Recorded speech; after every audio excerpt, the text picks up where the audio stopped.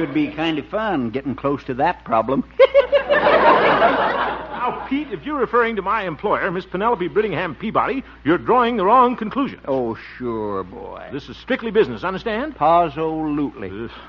We'll probably discuss plans for my future programs, ideas to improve the station, cut down office expenses. What time you going to the moose room? 9:00. Oop. Have a good time, boy. Now, look here, Pete. Oh, well. Who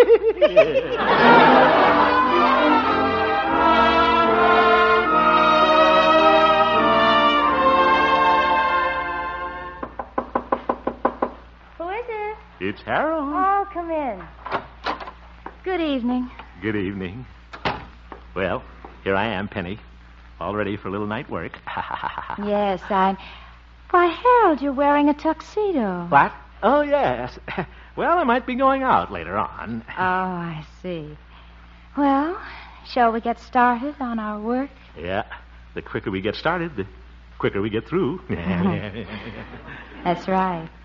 Since I'm new here, I wonder if you would help me make out the program reports. Oh, of course, Penny. Shouldn't take us over an hour. An hour? Mm. That'll be just right. Well, shall we get started? A lot of work to do, you know. Oh, yeah. Pretending she wants to work. Isn't that cute?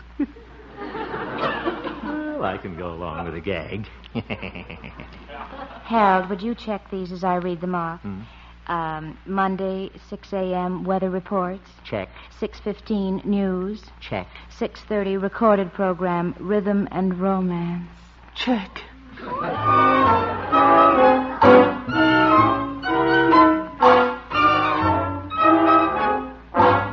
11 p.m., dance music from the Moose Room. Double check.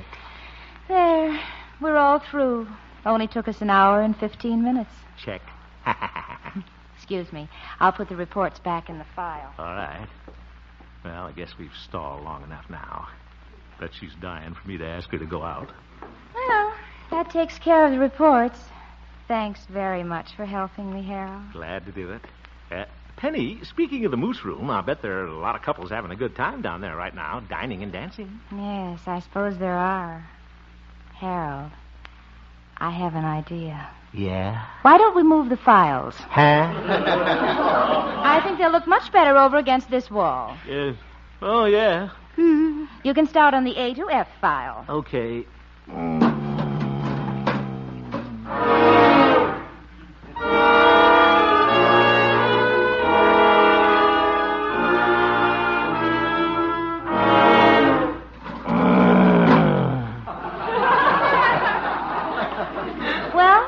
That's the last one. Y to Z. Good.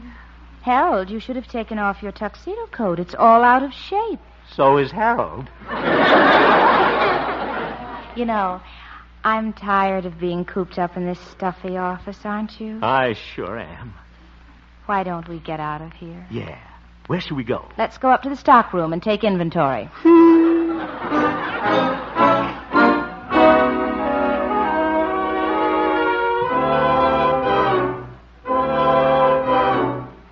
$998, $999, 1,000. How many phonograph records are there, Harold? Just a minute. I'm almost through counting.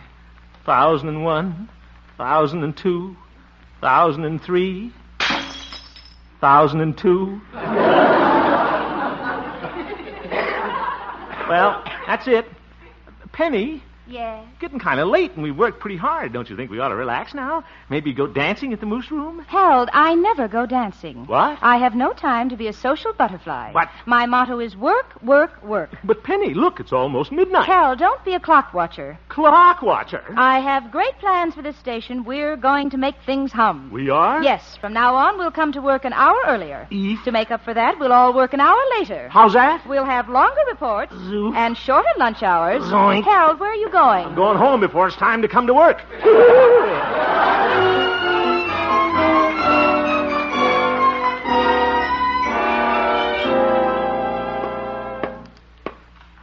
Oh, good morning, Harold. Good morning, Gloria. Gee, you look mad, Harold. I am mad. Gloria, I made up my mind. I'm going to quit this job. What? That's right. I'm going in there and tell Miss Peabody right now. Oh, but Harold... No. Don't you try to stop me, Gloria. Yes, sir, I could be pushed just so far. I think I'll be very happy on a mink farm. Well, here's where I tell Miss PB a few things. Now look here, Miss Peabody. What? Stanley! What are you doing here? Well, Harold, it took me just one day to find out how much I missed Melrose Springs. So I persuaded Penelope to trade our jobs back again. You did, Stanley? Well, that's wonderful. Stanley, you're the sweetest boss a fellow ever had. Thank you. And Stanley... Yes, Harold? How would you like a pair of minks for Christmas?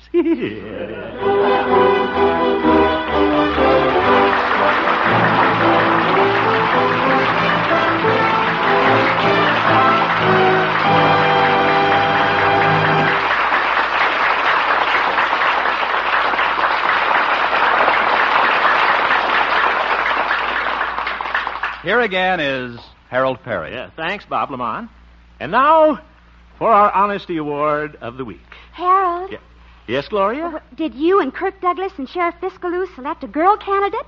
Yes, we sure did, Gloria. And it was real tough going because after our mutual announcement last week, the nominations on girls really poured in. Oh, gosh, that's wonderful.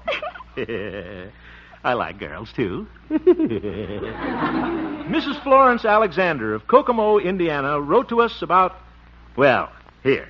You read us her letter, huh, Gloria? Okay, she says, Dear Mr. Perry, Take your time. I am writing to you about a young girl, a teenager, who is a neighbor of mine. Well. We live in a little suburb of Kokomo known as Alto. Alto. About 4 months ago, she found a billfold containing $3,000 in checks and cash, mostly cash, that belonged to Conrad Halper. Halper, that's right. A driver for the Hamilton Harris Tobacco Company. I wonder if they got any of those cheroots. She returned the billfold and contents and received an award. A reward? Yes. Yeah, I'm going to give her the award. We all think she's a very honest girl, and we're very proud of her. Yeah. And her name is Gwendolyn Elaine Smith of Rural Route 6, Kokomo, Indiana. That rural Route 6, yeah. Just say RFD, honey, it's all right. And it's signed Mrs. Florence Alexander. Well, congratulations, Gwendolyn Elaine Smith of Kokomo.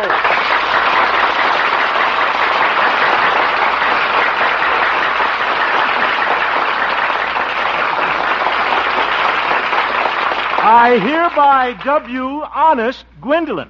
Well, it's really sort of an Honest Harold Dean Award. Yeah. Very good. Now sit down, will you? That's right, Gloria. And Gwendolyn, I award you a beautiful Whitnauer watch, that distinguished member of the Longines Whitnauer family of dependable watches. And thank you, Mrs. Florence Alexander of Kokomo, for your letter to us.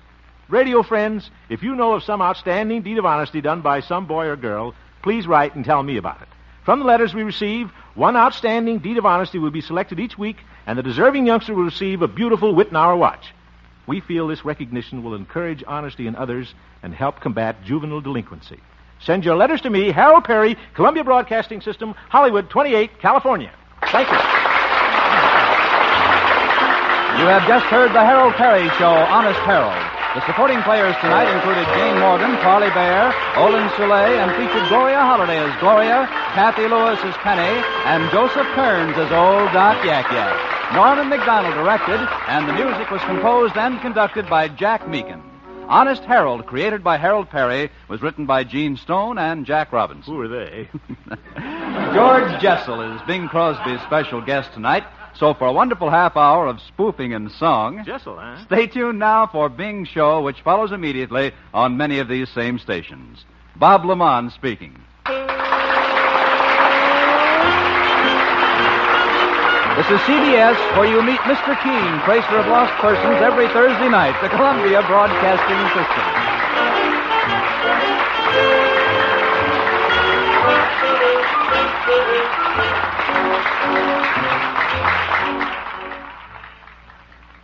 Sometimes you take so much trouble making half their pudding, you forget to make... Custard? So Brown & Polson have made instant mix custard. Real creamy custard like you'd expect from Brown & Polson. Just add boiling water. You need no milk, and you've perfect custard in seconds. Oh, yeah, beautiful. Brother, do you want some custard, Mum? Oh, thank you. Brown & Polson instant mix custard. Good and creamy. because Brown and Polson make it. Classic shows from the golden age of radio. This is the Rocket Classic Radio Network. It's Go cigarette time. If you want a treat instead of the treatment, smoke Go. If you want a treat instead of a treatment, smoke Go. Treasure of them all gives the most pleasure of them all.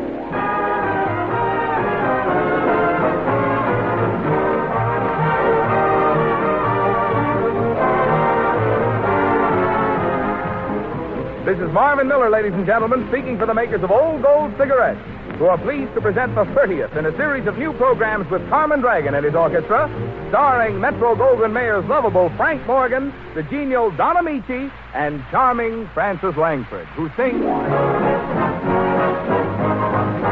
Come away with me, Lucille, in my merry Oldsmobile. Down the road of life we fly, automobile bubbling you and...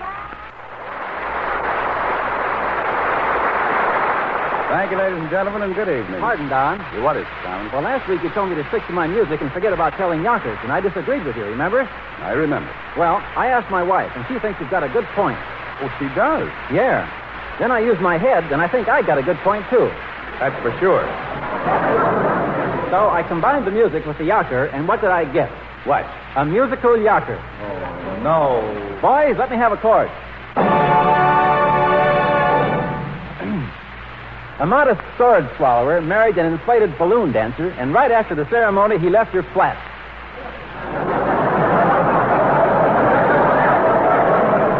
Get it?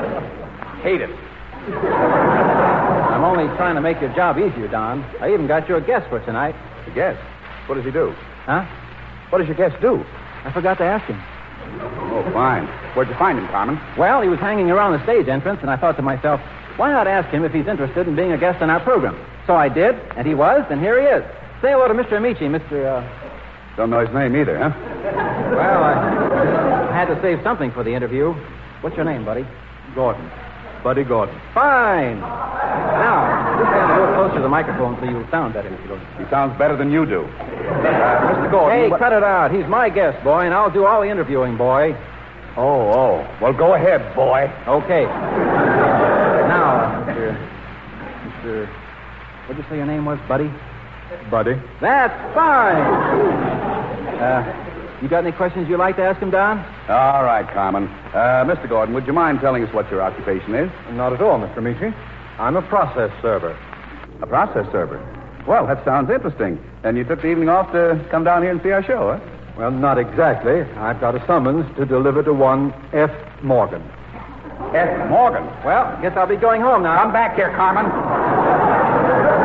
What for? You don't need me around to interview your guest. He's not my guest. You brought him here. Please. Gentlemen, don't squabble over me. I'd get Mr. Morgan sooner or later anyway. What makes you so sure, Mr. Gordon? Because I'm considered the ace process server in the sheriff's office. My record is unsullied. Oh, it is, huh? It is, sir. In the 12 years I've been serving summonses, I've accounted for every male witness. Well, how about women? In 1947, I caught 394 matrons and 64 debutantes. You did? What'd you use for bait? Frank.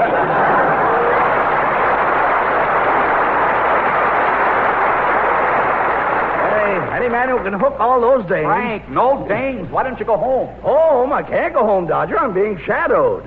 I spent all day dodging a stupid process server. Somebody shook him off. Oh, yes. Each time he tried to slip me the dope, I gave the dope the slip. Oh, yeah. Dodger, who's that slippery dope behind you? Carmen brought him here. Well, any friend of Carmen, he's a friend of yours. Good day, gentlemen. Just a minute, Mr. Morgan. Shh, don't call me Morgan. That sneaky process server might hear you and hand me the paper. You understand, don't you? Perfectly. Not that I have much to worry about. You don't think he can catch up with you, huh? Not an earthly chance. You have no idea what a dope this process server is. Really? Really? He doesn't know it, but every time he leaves his house to look for me, I stop in and have tea with his wife.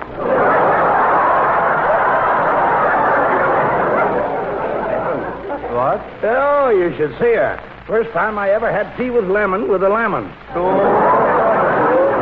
She thinks I'm a full of brush man, and I keep giving her samples. Frank. If her husband comes home, I'll have to give her the brush. That's very interesting. Yes, isn't it? Yes. Well, thanks, young man, and if I could ever help you with a summons, just let me know. Well, as a matter of fact, I've got one in my pocket right now. You have? Well, now, that's a coincidence. Let's have a look at it. Give it, Frank. Stop pulling my sleeve, Dodger. Least I can do is help this gentleman. Here you are, Mr. Morgan. Well, thank you. Let me see. Caught on. Caught on as appears of Frank Morgan on the jump. Frank Morgan! That's me! Thank you. Good night, Mr. Morgan. I've been stabbed! Dodger, why didn't you warn me? Now, wait a minute, Morgan. Don't get hysterical. What's this case all about? Is it serious? Serious? Dodger is the worst calamity that ever befell me since I was operated on in a cocktail lounge. You were operated on in a cocktail lounge? Yes, I had a brass rail removed from the bottom of my foot.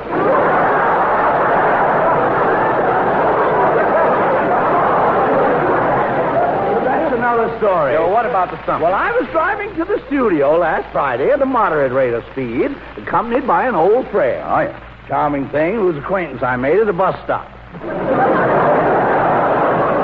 Yes, while waiting for the lights to change. Oh, sure. My companion was a prim young lady, very straight-laced in a loose sort of way. We were discussing her career when the accident happened. What accident? Well, as I said before, I was driving very carefully with both hands on the girl. Wheel. When suddenly I saw careening towards me a heavy car, obviously out of control. Oh, my. By an amazing piece of quick thinking, I managed to meet him head on. Now, that's using your head. What a crash. The girl didn't have a mark on her, but I was covered with scratches. Some of it was from the glass. She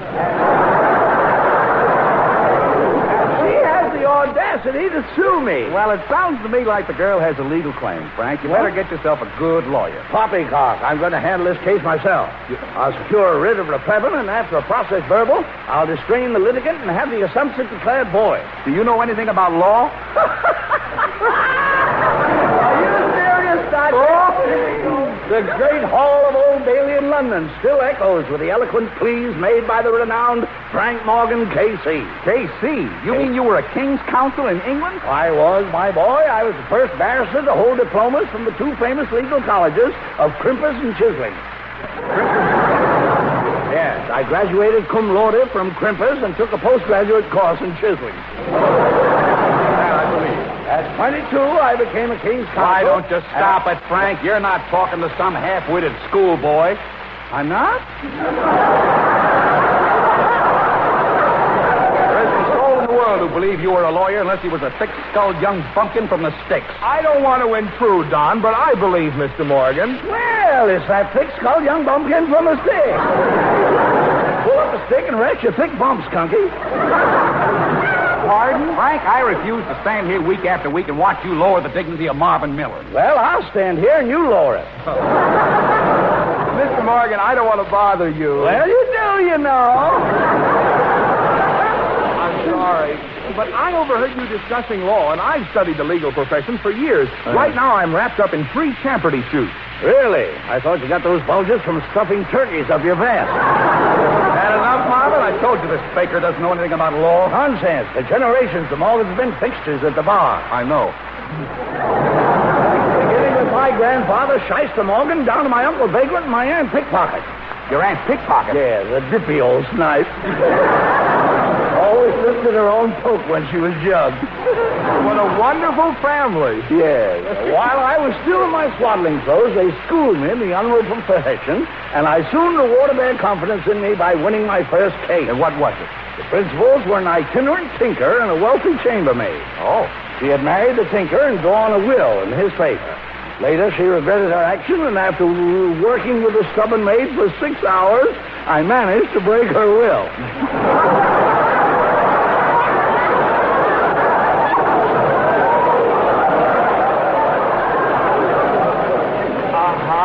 The case brought me worldwide publicity, and I soon began to specialize in emotional cases. Emotional cases? Passion, murders, alienation of affections, breach of promise, anything involving the heart. Oh, yeah. I'm the only lawyer alive who ever conducted simultaneously 2 perdition suits. 2 perdition suits? What's that? A pair of breeches. I'll take a loafer jacket. Belt in the back? Just a kick in the face. Well, try this on for size. What are we talking? You were telling us how you were a lawyer, Mr. Morgan. Oh, yes. I can't begin to recount the number of cases I've disposed of. Don't try. Oh, but in more than one instance, I managed to get favorable verdicts, despite the fact that my opponents had softened the judge with a heavy bribe. Bribe! I knew you meant brides, Mr. Morgan. So you did. Well, the case that put me in the public eye was a little affair dubbed by the newspapers as the Morgan murder case. Oh, who did you kill, Frank? 2 other shysters who muscled in on my... I object to it! Stop that, Tom. Objection sustained. Go on, Mr. Morgan. Yeah, where was I? I don't know. Something with muscles. Oh, yes. By adhering to a rigid diet of grass and raw jellied eels, I developed my flabby biceps to... No! I'm sorry, Frank. What was this Morgan murder case? Well, you can find it listed in the records under State versus Gilhooly. Lincoln, 347, U.S. 101 to Ventura, date to at Pismo Avenue. I'm going to appeal this to the Supreme Court. Yeah, what about Gilhooly, Frank? Well, they had a very flimsy case against him, but the boy was smart enough to come to me. Smart. I'll skip the weeks of drudgery I went through in building up his defense, bribing witnesses, destroying evidence, and forging letters. Suffice it to say, I was thoroughly prepared when the trial opened. And what happened? Well, the district attorney was rather an unscrupulous fellow, and the case went badly during... John Amici and Francis Langford as John and Blanche Bickerson in The Honeymoon is Over.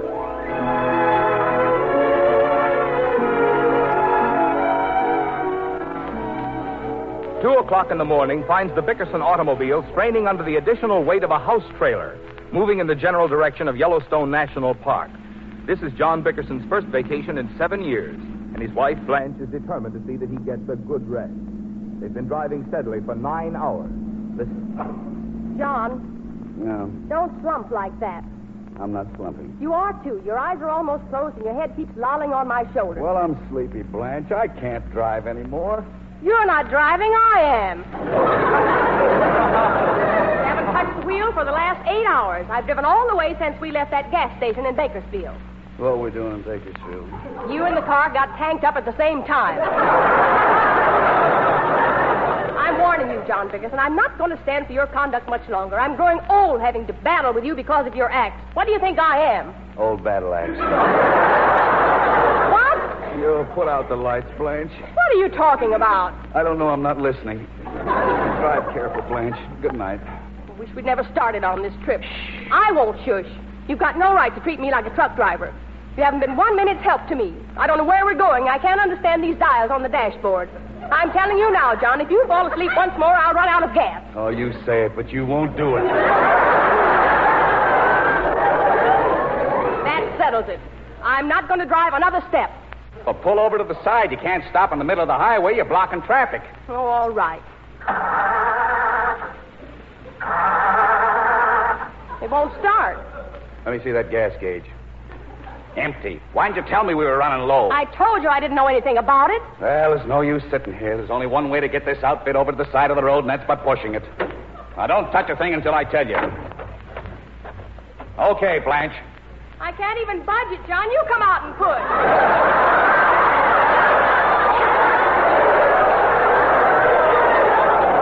Wait a minute. Let me try this stuff. Why, you didn't even have the ignition key on. There, that's that. Turn off the headlights, John, and come back here in the trailer. Where did I put that suitcase with my nightgown? John? John? Where is he? What's he doing in that car?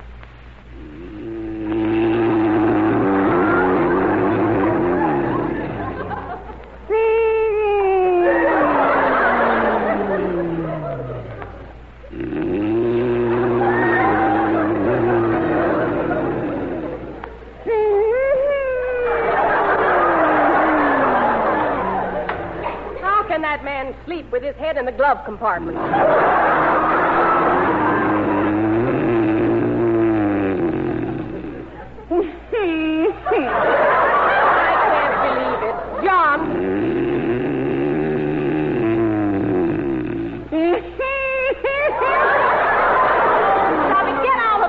can't get out of there, Blanchard. What's the matter? What time is it, Blanchard? Come on out of that car and sleep in the trailer. Now, watch your step. I'm sleepy. I don't want to open my eyes. Go on, get in. Now, take your clothes off. Where's the bed? Just pull down the ironing board and hook it to the bread box. I can't sleep on an ironing board. What kind of a trailer is this? You don't have to sleep on the ironing board. That just makes the slab. Oh. Now, you just fold the stove underneath and slide the seat pads on top. There. Isn't that clever? Wonderful. Good night. The other bed hooks on the other side. See how simple it is? I hate it. Oh, you're never satisfied with anything. This trailer's a darn sight better than our apartment, if you ask me. Yeah. It's got every modern convenience. There's more closet space than we have. There's a lovely metal sink, and the bathroom is out of this world. That's what I was afraid of.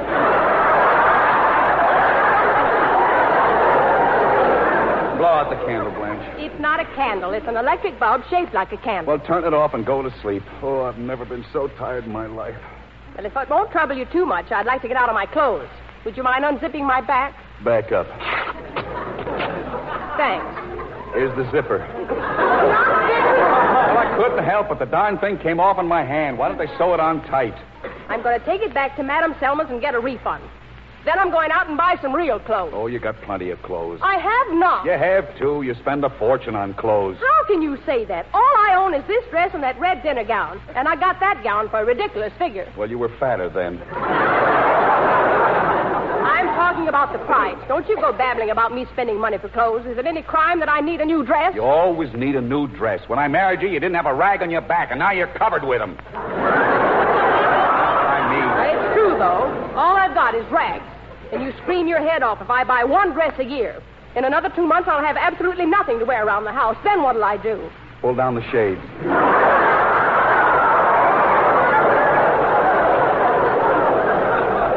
Believe me, Gloria Gooseby got the right kind of a husband.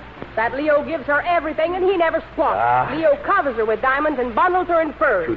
Leo bought her a blue mink coat last month, and the month before that, Leo gave her a pearl necklace. Yeah, pearl. I saw her last week, and what do you think she's got wrapped around her little finger? Leo. No, she hasn't. She's got a ring with a diamond in it as big as my head. Maybe it's as big, but I'll bet it's not as thick. You be careful how you talk to me, John. Well, you're always riling me up. I didn't start anything. You did. You want to do nothing but fight, fight, fight. Keep quiet. You'll wake the neighbors. What neighbors? We're in a trailer a million miles from everybody. I wish I was home. Oh, so do I. Good night. Oh, John, can't we even enjoy ourselves for 1 week?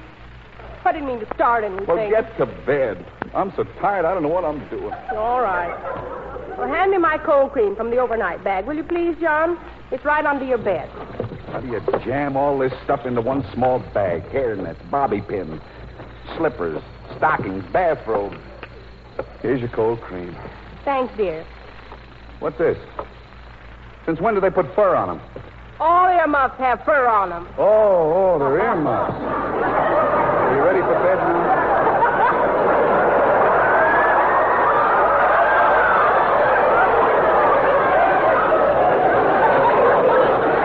Yes, I'm ready. Good night. Let's talk. Oh, Blanche, I don't feel like talking. I want to sleep. I don't understand you. I swear I don't. You never want to talk. Not to me, anyway. I mean a real conversation. John? Yeah. Do you know you haven't actually spoken to me for 3 months? Why is that, John? I didn't want to interrupt you. See, then you say I start everything. Can't you say something nice to me just once in your life? Must you always dig at me? Blanche, it's 3 o'clock in the morning. I don't care. I try to be sweet to you, and you won't even be civil. Oh, I'll bet there is another woman alive who has to humiliate herself the way I do to get a kind word from her husband. Kind word. Why did you marry me if you can't stand the sight of me? I can stand the sight of it. But you don't love me. Yes, I do. You don't. I tell you, I do. Then why don't you say it? I've said it until I'm blue in the face. I made records in 7 different languages. I broadcasted on Truth and Consequences. I even offered to stamp out John Loves Blanche with a hot branding iron, didn't I? You wouldn't let me do it, would you? No. Why not? Because it was burning my hip.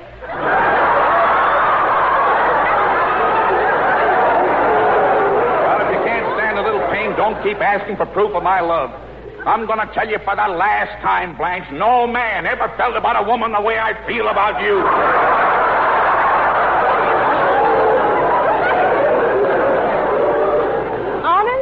honest.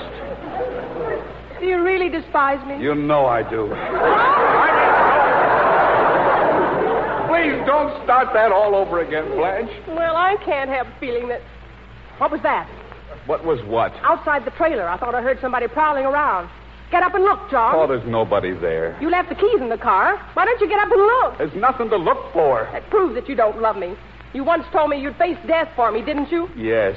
Then why don't you go see who it is? How do I know he's dead? I'm scared. Oh, don't be scared. John, if anybody breaks in here, will you save me? Yes, I'll save you. Why? Oh, what's the matter with you, Blanche? Why don't you just calm down and go to sleep? I can't sleep. I'm worried. Well, I tell you, there's nobody outside. It's not that. I've got something to tell you. Well, tell me. If you give me a kiss, I'll tell you. Tell me later and I'll kiss you later. You might not feel like kissing me later. I don't feel like kissing you now. Not after the way you upset me. What have you done? You remember when we stopped for gas in Las Vegas? I remember. Well, I went into the washroom to powder my nose, and they had a slot machine built into the mirror. You went for it, huh? How many nickels did you lose? It was a dollar machine. Oh, Blanche, you didn't lose $1. I lost $47. $47? You squandered my life savings on a one-armed bandit. I was only trying to make enough to pay for the... How can you throw away my money like that? I worked like a slave to hold on to a few pennies. I deny myself everything. I've been sewing collars on your old bloomers and wearing them for turtleneck sweaters.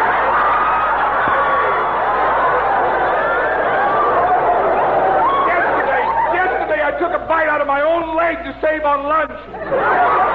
She gambles away $47. I never gambled in my life. Last week you bought a raffle ticket for $25. What raffle? It was a pawn ticket. I hocked my teeth. Take it over. John, quick! There's somebody unhitching the car. Don't try to change the subject. We're going to have a showdown if it's a lamb. John, look out the window. What are you talking about? Where? What happened to the car, Blanche? It's gone. I told you there was a prowler, but you wouldn't listen. Oh, how do we get the police? That crook made off with my car. Well, you don't have to get hysterical, John. It can't get away with it. Why not? Because I copied down his license number. What's the use? Good night, Blanche. Good night, John.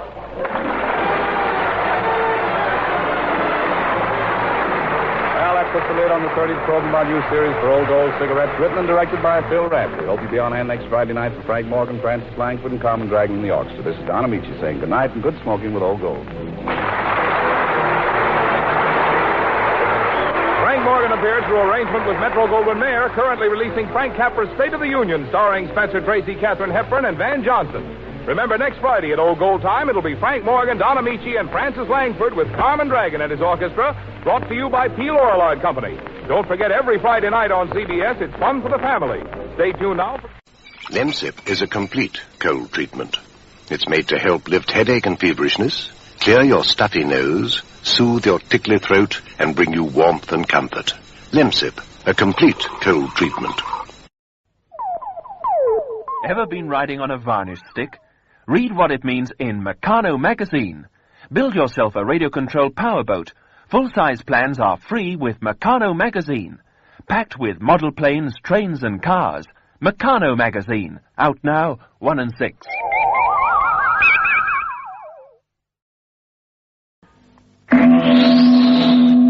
On your last trip, did you discover what the Earth people eat?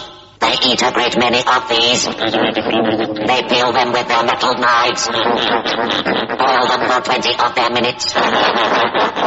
Then they smash them all to bits. They are clearly a most primitive people. For MASH, get smashed. Yes, it's for you. It's your dinner. It's called Cupboard Love. Cupboard Love's different. Comes in a packet, not a tin. See this foil pouch? Keeps it moist and squeezy. That's right. It's a new kind of cat food. Moist. It's good for you. Like it? New Cupboard Love. What the well-cared-for cat has for dinner. Standing in a bus queue. Sitting in the traffic. Letting other people plan the way you go. It's time you broke away. Believe in freedom. Believe in Honda. Going when you like, from door to door, your Honda bike and you. Believe in freedom. Believe in Honda. Going where you like, your Honda keeping the radio memories alive thanks to the sponsorship of John Paul Pet. Pet care with a salon pedigree. Visit jppet.com today.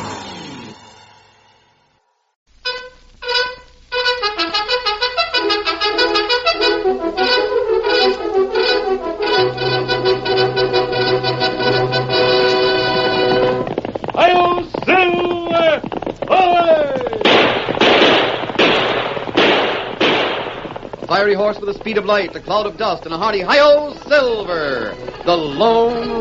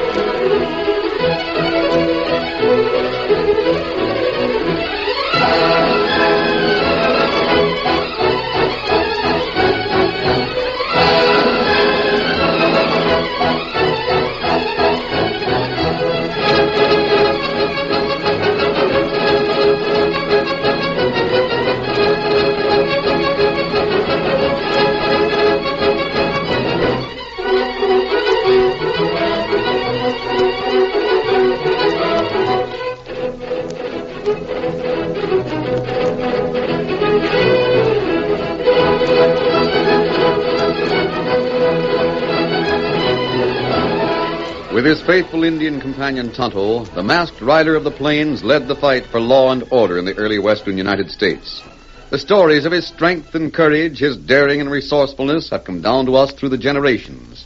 And nowhere in the pages of history can one find a greater champion of justice. Return with us now to those thrilling days of yesteryear. From out of the past come the thundering hoofbeats of the great horse Silver. The Lone Ranger rides again. Come on, Silver. There's danger on the trail ahead. Hi-yo, Silver!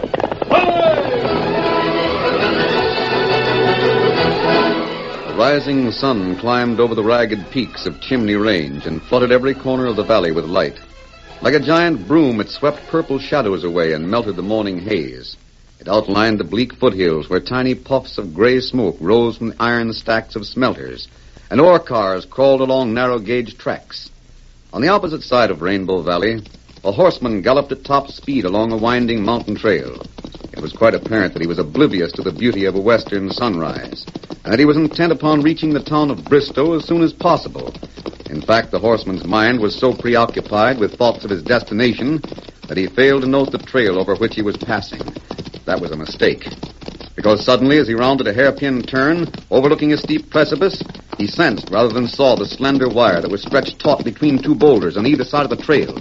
He tried to check the headlong speed of his horse, but it was too late. The wire caught the animal's forelegs, and in a fraction of a second, both horse and rider were hurled into space. Steady, boy! No!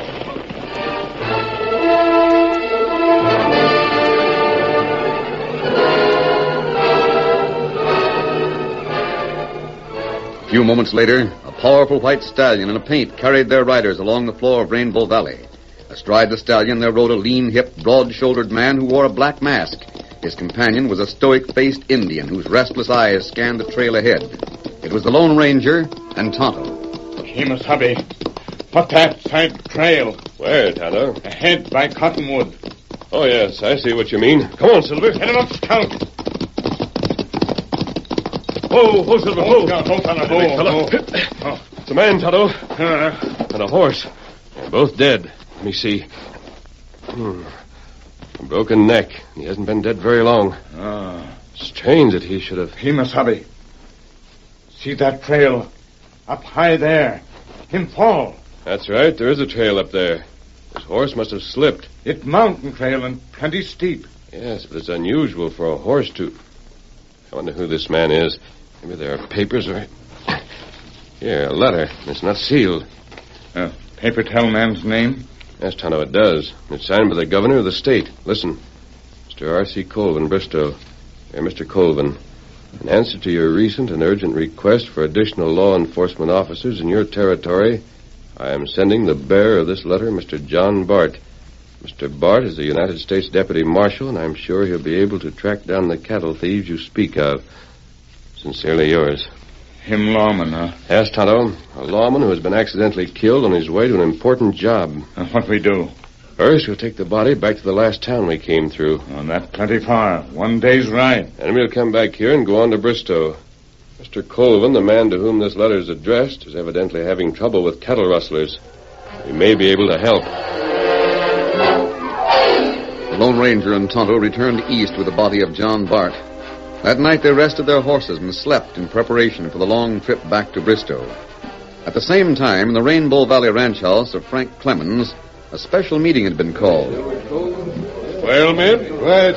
Let Mr. Colvin talk.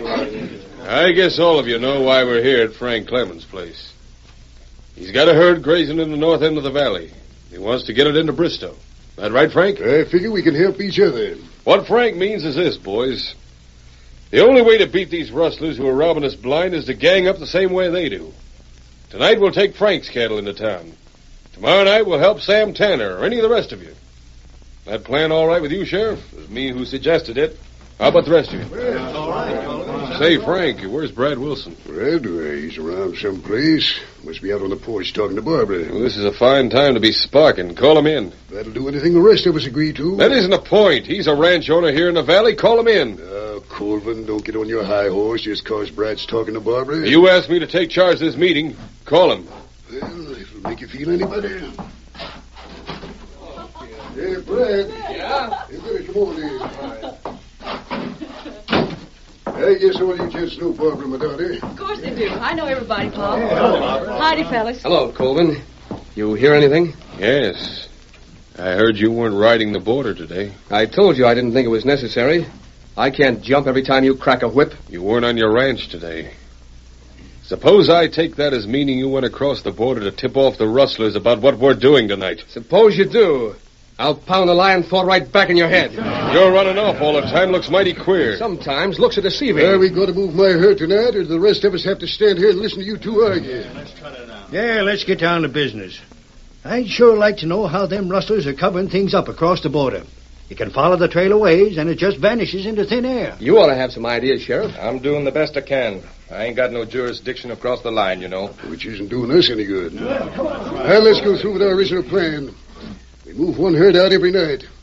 If rustlers show up, we're all together. Brad, and be careful. All right, Wilson, we're waiting for you. Shut up, I'm coming.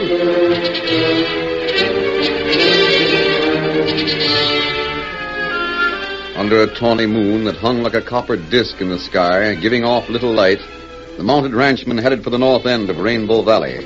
The 9-mile ride was made in silence. Finally, they approached a large clearing where a vast herd of cattle was faintly outlined in the dim light. Frank Clemens, at the head of the cavalcade, called a halt. No rustlers around here, Frank. Sure of it. What do you want us to do? Red, you and I take the right and left point. Sheriff, you and Colvin take the swings, while the rest of the boys take the drag. That all right? Yeah, all right with me. Now keep it as quiet as you can.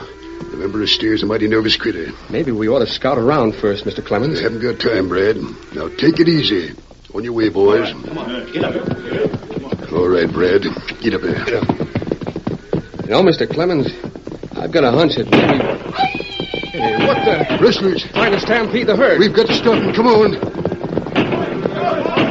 Watch out, Mr. Clemens. What do you mean? Ho there. Ho there, boy. Ho. Brad, what's wrong? It's Mr. Clemens. He's been shot. Hurt bad? Yeah. He's dead.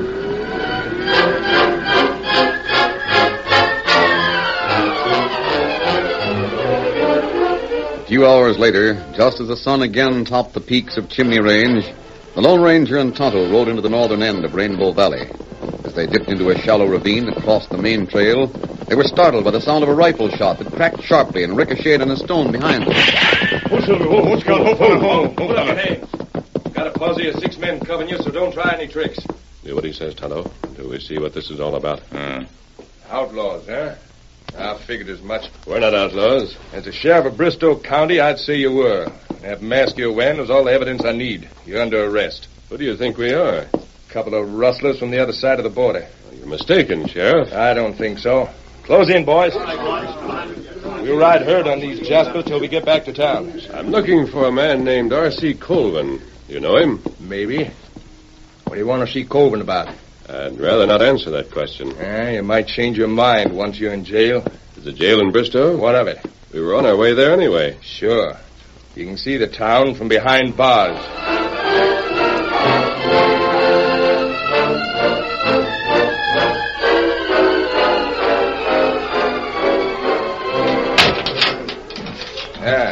How do you and your ancient pard like it?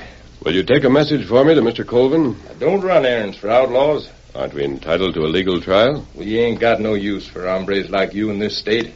So when one of you wanders in, we ship you right out pronto. Ship us out? Yeah, by boxcar. It's quicker that way. Oh, I see. And when do we leave? As soon as I talk to the judge. I'll be right back.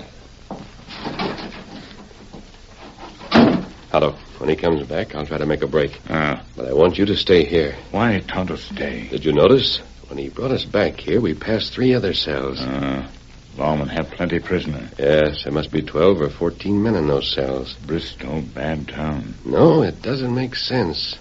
Unless there's been a riot or something like that. Tonto not savvy. And there's something strange about a sheriff who collects prisoners and ships them out of the country by boxcar. How me help? Now, when he comes back here, he may let us go out to be transferred to the boxcar he spoke about. If we get a chance, I'll give you a signal and you tackle him. Tonto do it. Try to find out where he ships the prisoners. Tonto savvy. Then get back here to Bristow some way because... Wait. Here he comes. Well, this sentence was short and sweet for you two hombres. What sentence? Just had a little talk with the judge. Says to send both of you away pronto. Where are we going? Out of the county.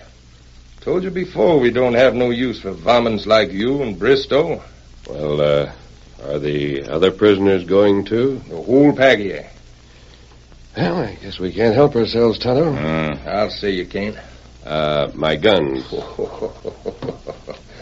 Well, we'll keep them, stranger, just to remember you by. Now walk out here.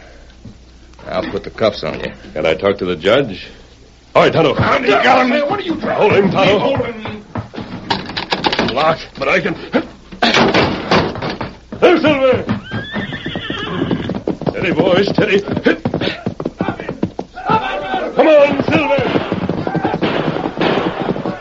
Well, Silver! Away!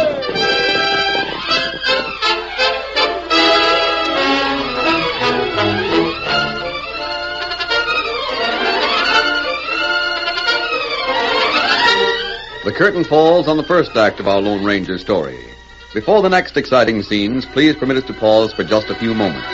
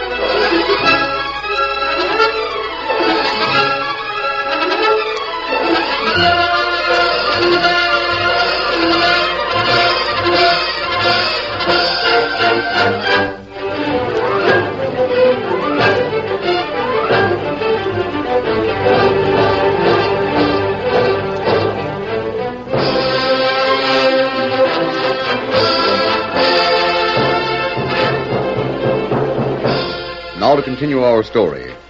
After the Lone Ranger's daring jailbreak and escape from the flying lead of the sheriff's guns, he circled the town, throwing off the few men who had pursued him. Then he returned and searched several hours for the home of R.C. Colvin. Finally, he found it and knocked on the door. Come in. Mr. Colvin? Why, yes, but... The masked man. Who are you? My name isn't important. I'm here because you wrote to the governor asking help against cattle rustlers. Yes, I did. And you're a deputy marshal? I'm here to help. I've never heard of a deputy wearing a mask before, but your guns, your holsters are empty. I had a little trouble with your sheriff. He arrested me for an outlaw. Oh, jail, huh? Well, that's too bad. I'll see that you get your guns back. Thanks. What do you know about the rustlers? Very little. They're stealing cattle every night. Last night they killed one of the ranchers, Frank Clemens. Any idea who's behind it? Not the slightest. Several of the ranchers have had all their herds stolen and have had to leave the valley. I'd like to talk to some of them who are still here. Good idea. We're having a meeting tonight in my office up at the mine. You come along. The mine? Yes, you see, when the gold rush hit the valley, I staked out a mine up on Chimney Range.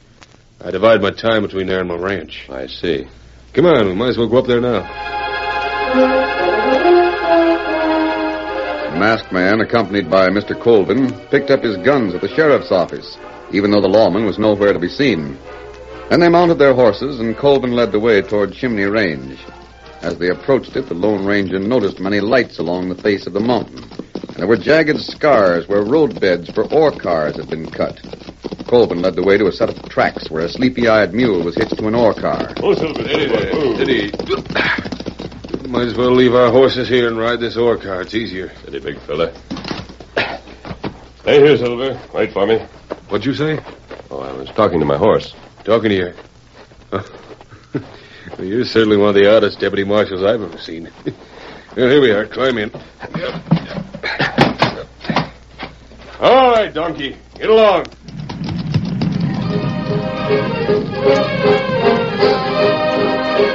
The ride up Chimney Range was slow and tiresome, but they finally reached a plateau high above the valley floor where a gaping hole had been cut into the mountain. Beside the entrance, there stood a small wooden shack. Whoa there. Well, this is the mine. I see lights in the office. The ranchers must be waiting for us. Do you take much gold out of this mine, Mr. Colvin? Oh, not much. I operated more for amusement than anything else. Well, here's the office. Evening, boys. I brought a visitor. Oh, don't worry about the mask. He assures me he's here to help us. What? Well, that's the hombre. Yes, I know. You had him in jail. You should have known better. But Colvin... Quiet. This is Sam Tanner. Howdy. Hugh Barrett. Howdy. Brad Wilson. Hello. The young lady is Miss Barbara Clemens. How do you do? Oh, it was your father, Miss Clemens, who was... Killed by the rustlers. Yes. So far, we've done nothing about it. No, wait a minute, Wilson. That's what this meeting's for. Meetings don't do any good. Have you any better idea? Yes. I think this rustling and murder is an inside job. It comes from inside the valley, not over the border. And I think you know more about it than you're telling. Why, you... Just a minute. You'll never accomplish anything that way. We'll never accomplish anything here. And I, for one, am leaving. Oh, Brad, please don't. You want to stay here, Barbara? Of course she does. We're trying to find the man who killed her father. I don't think you'll ever find anything. Good night. Oh, wait a minute. I'm going with you. You insist on leaving, take the ore car down the valley level. Brad! Why did you leave? If you're going down the mountain with me, we take this handbrake car. Will you answer my question? No, I won't. Now, here we go. No, I won't answer your question till we get down to the valley. I see. You mind pushing on that handle? It's a brake. Oh, not at all. What's wrong? Why, it's broken. Then this thing's running wild. We haven't got a chance. It'll never stay on the track. There's only one thing to do. What do you mean? Jump before it hits the next curve. All right, but... Now, jump! Yes. As he leaped from the runaway ore car, the Lone Ranger felt himself falling through space. He turned over several times and landed with stunning force on hard-packed earth. Brush and undergrowth tore at his hands and face. His head banged against a rock, and he was knocked unconscious. The next thing he knew, he was lying in the middle of a large four-poster bed. And as he opened his eyes, he felt a cool cloth pressed to his forehead. You feel better now? Yes. You're very kind. I've been worried about you. How long have I been here? 2 days. This is the morning of the third day. And, Brad, the boy who was with me when we jumped from that car. Brad's fall wasn't as bad as yours. He rode out this morning toward town. He's gone? He was just as anxious to get away from here as he was up at the mine office. I'm afraid you'll have to talk with him some other time. I'll find him. One more question. Yes? Even though I've been unconscious for 3 days and you've taken care of me, you haven't removed the mask I'm wearing. Why? I've asked myself that same question. I think the reason I haven't tried to see your face is because your horse is waiting for you right outside the door. It's a white horse.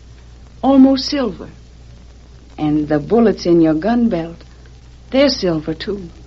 Then you know I'm not really a deputy marshal. I'm thankful and grateful.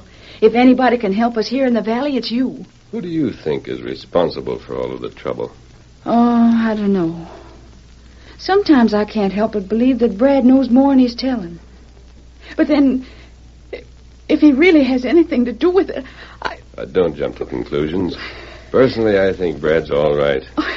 Do you really? And I think you'd make him an ideal wife.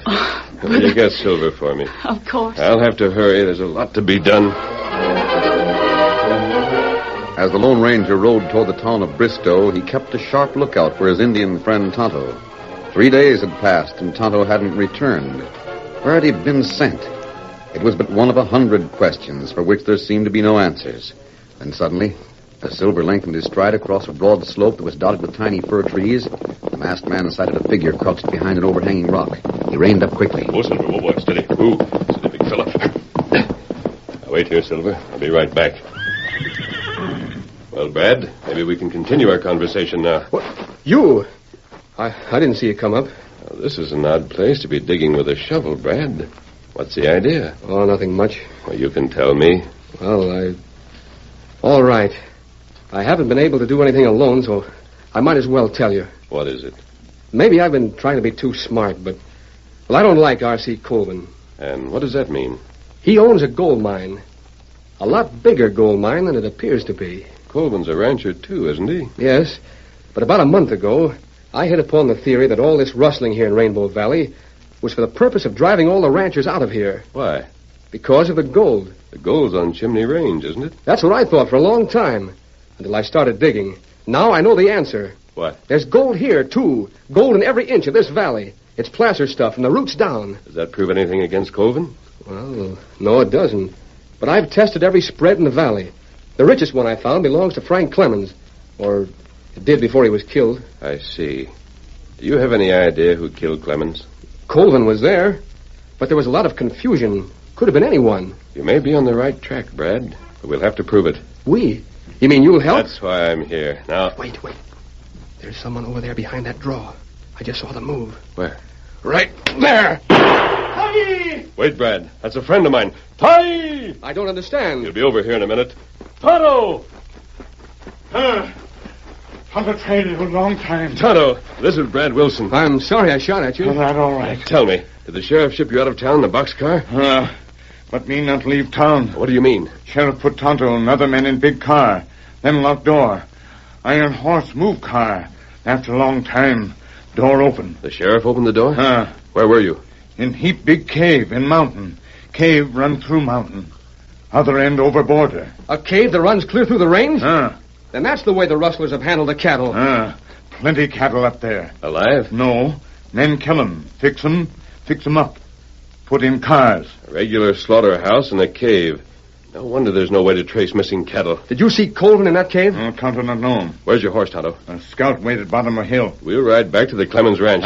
Brad, you meet us there. What'll we do? I don't know yet. But round up as many of the ranchers as you can. I'll have them all there inside of an hour. Good. Come on, Tonto.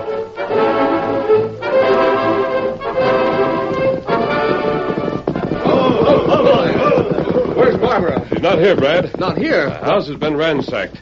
I don't know why, but I can guess. Colvin. Maybe. We can't be sure. That's proof enough for me. He's taken Barbara because he was afraid you and I had found him out. If it's Colvin that's behind all this, why don't this engine show us where the cave is and we'll run him down? No, wait. Colvin can't run something like that alone. He must have a large crew working for him. That's right. Plenty men in cave. We wouldn't stand a chance that way. Let's try it anyway. No, wait, listen. When Tonto and I were arrested, the sheriff said he shipped all of his prisoners out of town. Obviously, all of his prisoners are shipped to Colvin's cave just as Tonto was. Now, that's our way to get in.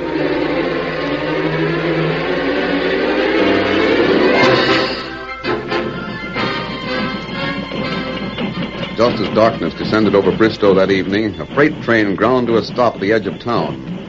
From the surrounding shadows, a large group of men moved toward it. They were led by a tall figure who wore a black mask. I'll find the car that's locked. We'll probably have some other men, prisoners that the sheriff's been collecting for the last 3 days. Here it is. The door is locked. That's easy. A bullet will fix that. There now. Slide it open. Hey, what is this? Got some new passengers. Come on, boys, climb in. Come on, climb. Better pull the door, Sam. We want our arrival at Colvin's slaughterhouse to be a surprise. A huge boxcar filled with ranchers bent upon avenging the wrongs that had been forced on them moved off into the night.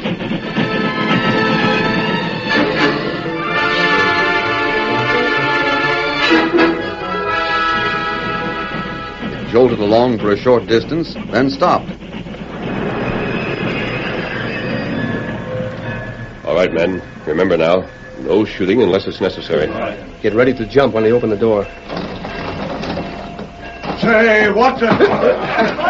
There's Barbara. Where? On the other side. I'll get her. Oh, no, you won't shoot. Put up your hands, Colvin. Are you middling out? Oh! You're not hurt, Colvin. I just shot your gun away. Put up your hands. Barbara! Oh, Brad. He's got them all tied up. How about Colvin? He's waiting for you. You can't do this to me. I'll... You spent several years in jail thinking it over, Colvin. There's a good chance you'll hang. Hang? Why, I investigated the accident that caused the death of John Bart. I don't know what you're talking about. Brad, you can take care of all these prisoners, can't you? Sure we can. Our own sheriff is one of them, so we'll take him over to the next county. Good. Hello. Me here. Here, Silver. Good big fella. Not necessary to wish you and Barbara luck, Brad, because I know you'll have lots of it. Yes, thanks to you. Come on, Silver. Get him up. Hey, you hear that? He called his horse Silver. Why, I know who he is. I've known it for days. He's the Lone Ranger. Silver!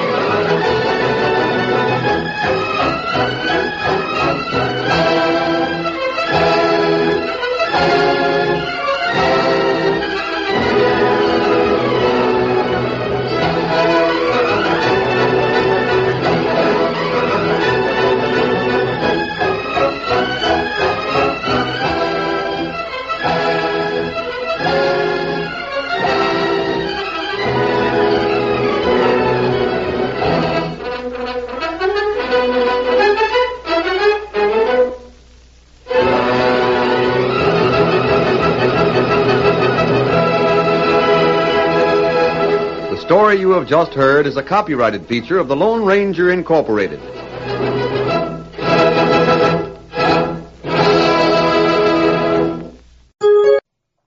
The Rocket Classic Radio Network, keeping the radio memories alive thanks to the sponsorship of John Paul Pet. Pet care with a salon pedigree. Tested on humans, but pH balanced for pets. Visit johnpaulpet.com today.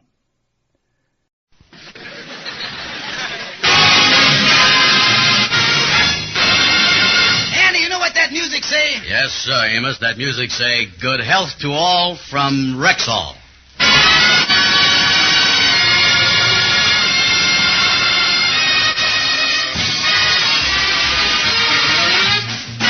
The Amos and Andy Show, written by Joe Connolly and Bob Mosier, featuring Ernestine Wade, Johnny Lee, Amanda Randolph, Jester Hairston, June Foray, Jeff Alexander's music, yours truly, Harlow Wilcox, and starring radio's all-time favorites, Freeman Gosden and Charles Correll. Amos and Andy!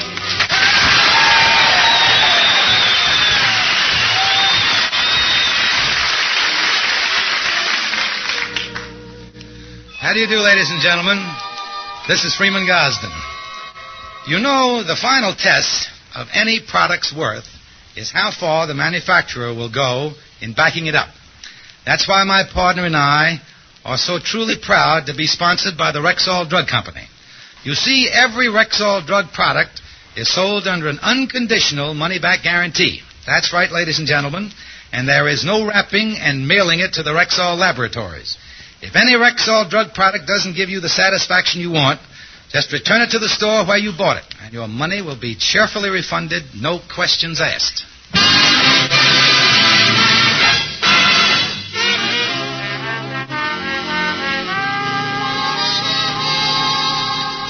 Well, yesterday, the Kingfisher's brother-in-law, Leroy, arrived from South America.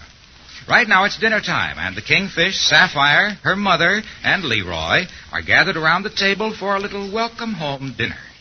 Oh, Mama, it's so good to have Leroy back, ain't it? It's just like having the lamb return to the fold. Well, daughter, I'd say it's more like having our pigeon fly back to the roost.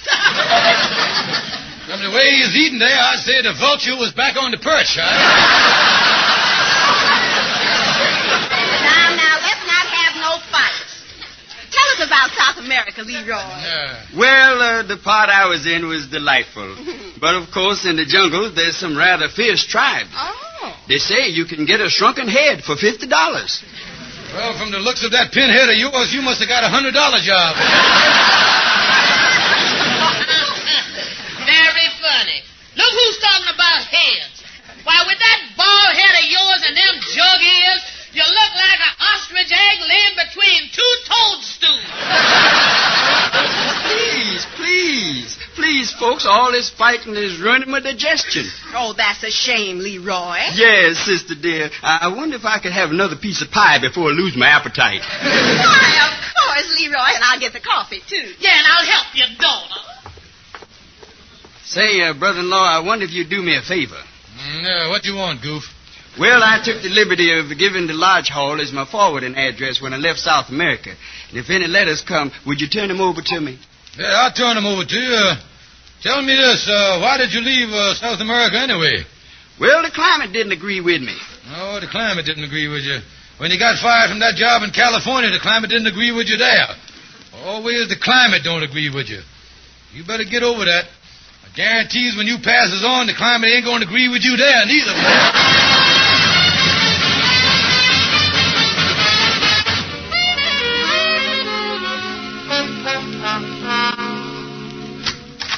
Say, Kingfish, I dropped down to the lodge. Hey, excuse me. I didn't know you was reading the letter there. Oh, this letter? Oh, yeah, well, the thing just come to the Lodge Hall this morning, Andy. It's addressed to my brother-in-law, Leroy. Yeah. Funny thing happened, though, Andy. The thing just opened on me accidental here. What you mean, accidental? Well, Andy, my pencil was a little dull there, so I started to sharpen the lead by running the thing back and forth, on the envelope, and then the pencil kind of flipped under the flap, and between the rubbing and the flipping and the flapping, why, I wound up with loose mucilage all over the place. Oh, well, that's a shame. What did the letter say? Well, that's it. After all the trouble I went to, accidentally opening Leroy's letter, they were sneaky enough to write the thing in a foreign language. Yeah, look at all them words on there. That's Spanish, ain't it? Yeah, you know any Spanish, ain't it? Well, not much. All I show of is that Buenos Aires means goodbye, and thank you means mucho grape nuts or something like that. Wait a minute, Andy. There's a word there, right between them two long ones. P-E-S-O. That's peso. Yeah. Ain't that Spanish for peasant? No, Andy. You were thinking of Parson. I thought he was the president of Argentina. No, that's peon. Oh, peon, yeah. Sam Peon, yeah. This word peso, that is Spanish for money, isn't it? Is you sure? Andy, that is the one word I know is in every language. Peso, that's like an American buck. Only difference is the peso got a picture of Xavier Cugat on it, I think. Look there at the heading on the letter. They got an oil well printed up there. Yeah, Andy. I tell you something, boy. In South America letter, when you find the oil well and the word peso together, you know you was about to eat high on the enchilada. We got to get this thing translated. How are we going to translate this mess here? Well, there's that old Spanish-American dictionary around that Brother Thompson used during the war to prove that he was an alien. Yeah, I remember that. The poor fellow was still hollering Viva la Guadalupe when they took him away. Say, I was just thinking, Kingfish. I used to go with a gal named Chiquita. She was brung up in Cuba, and she can really talk Spanish. Yeah, well, that's fine, Andy. We could take the letter over to her and have her translate the thing. I know this letter means big money for us, though. I know that. Yeah, well, the only thing is, I ain't seen Chiquita for a couple of years. We had a little lover's quarrel. At a party, she was playing Besame Mucho on her mandolin, and I done slipped my arm around another gal. Oh, and she sees you, huh? Yeah, and what a performer. Without missing a beat, she done besamed me over the top of the head with that mandolin.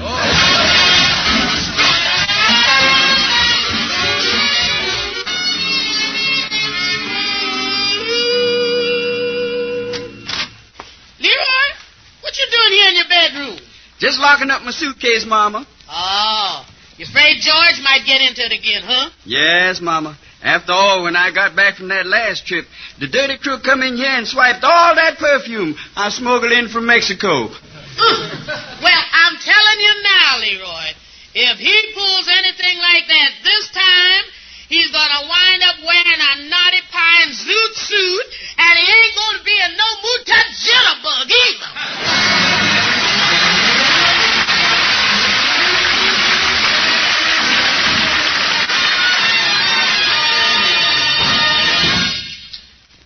Good evening. This is your Rexall family druggist speaking to you for the 10,000 independent druggists who have made the word Rexall part of our own store names and who recommend and sell the 2,000 or more products made by the Rexall Drug Company.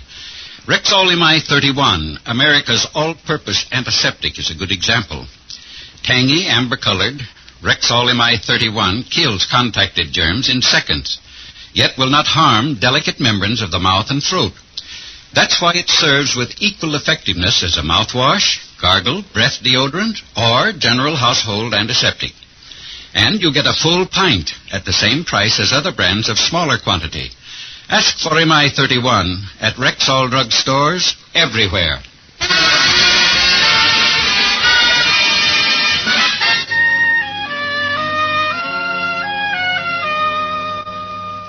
Well, Kingfish, here's Chiquita's apartment. Yeah, well, now, here's the thing. Get her to translate the letter, Andy. You think she's still mad at you? Mad at me? Ha! Kingfish eye is irresistible. I is to women like Vigoro is to a droopy petunia. Yeah, well, I'll knock on the door here. Now, remember, Andy, don't be blunt. Bring up the letter in a diplomatic way. Don't worry, I'll smooch around to it. Yes? Chiquita, my darling. Andy, you pig! And I got an idea this Petunia is getting her Vigoro from another gardener.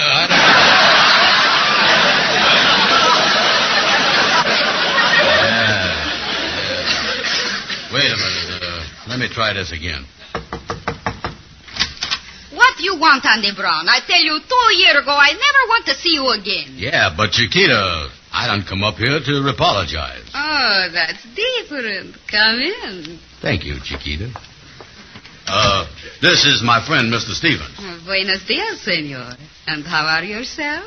Oh, myself is fine, thank you. I feel fine, yeah. Tell me this. Is you still mad at me, Chiquita? Well, a little bit, maybe. Well, how much a little bit, honey baby doll? Oh, a very little bit, my cute little cucaracha.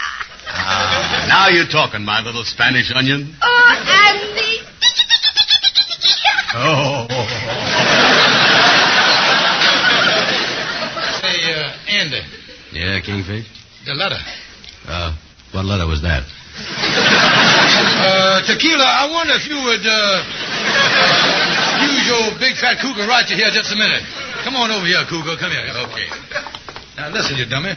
We come over here to get the letter translated. Yeah, but when she starts ticking me, I start remembering how it was before she conked me with that mandolin. Listen, Andy, go back there and keep your mind on the business. Be diplomatic about the letter. Okay, come on. Chiquita. Yes, Andy? I would do anything in the world for you. And I would do anything in the world for you.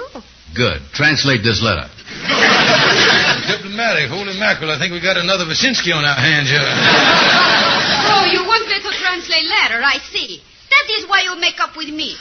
I think I will go get a mandolin. No, don't do that. Oh, no, Chiquita, wait a minute. Hold everything. Yeah, when I mentioned I was coming up to see you, my friends here asked me if you'd do a favor and translate the letter. Special after I told him how sweet you was, my little tortilla.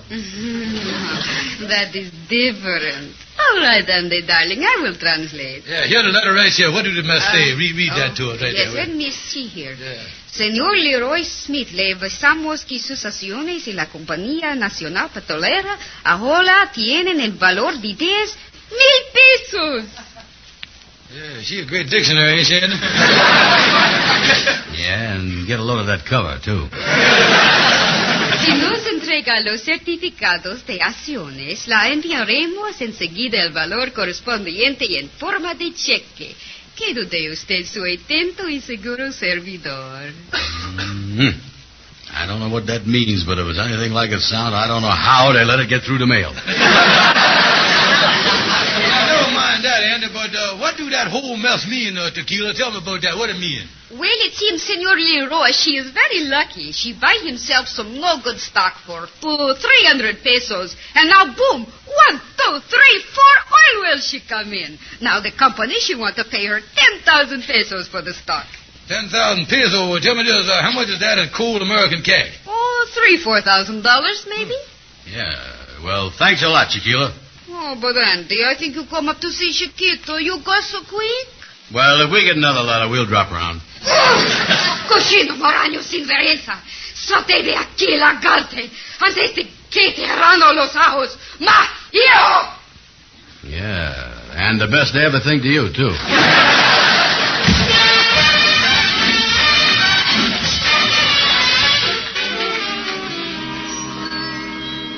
That stock of Leroy's is worth $4,000, and he don't know it. Now, I got to find some way to get that away from him. Yeah, and you say that he keeps the stock in his suitcase, huh?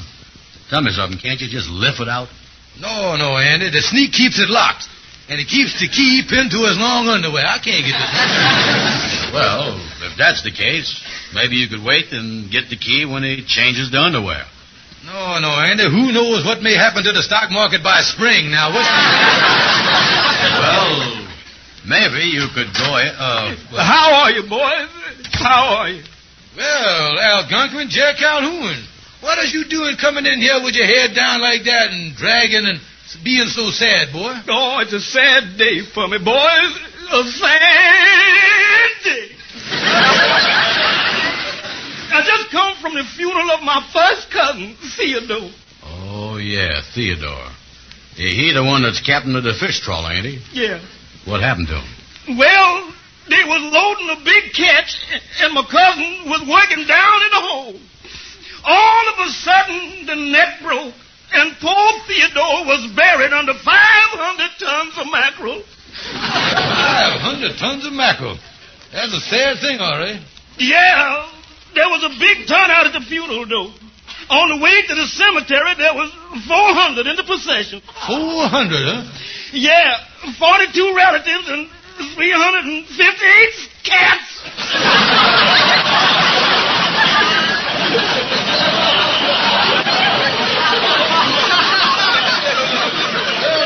That is too bad, but we got a big problem here ourselves. I'm going to tell you something. Now, listen to this.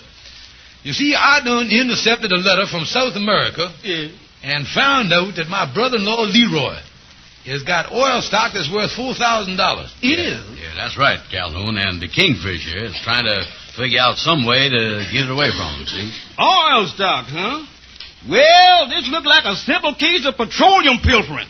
Yeah. But the trouble is, though, Calhoun, Leroy has got the stock locked up with the key pinned to his underwear. Yeah, what we going to do about a mess like that? Now, explain something to us there, will you? It's an inside job, huh? Well, now, let's see. Now, if you were to render that boy unconscious, then you could get it. Yeah, if I could render him unconscious.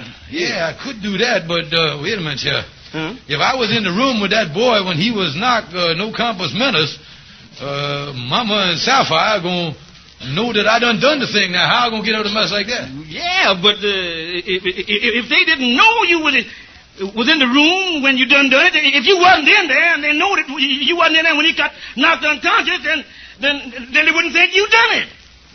Yeah, I done figured that out. I see what you mean there. Yeah.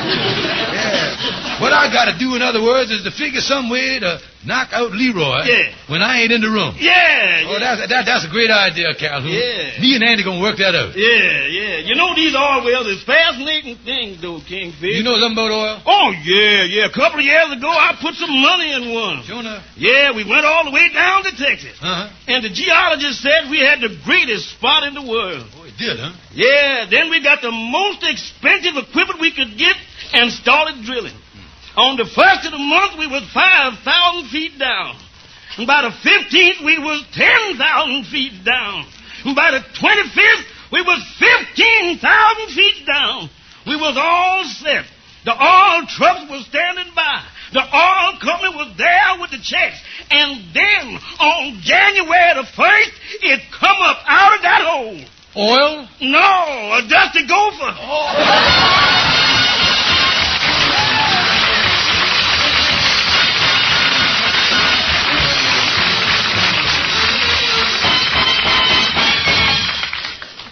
Now, let's listen in on our Rexall family druggist and a lady customer.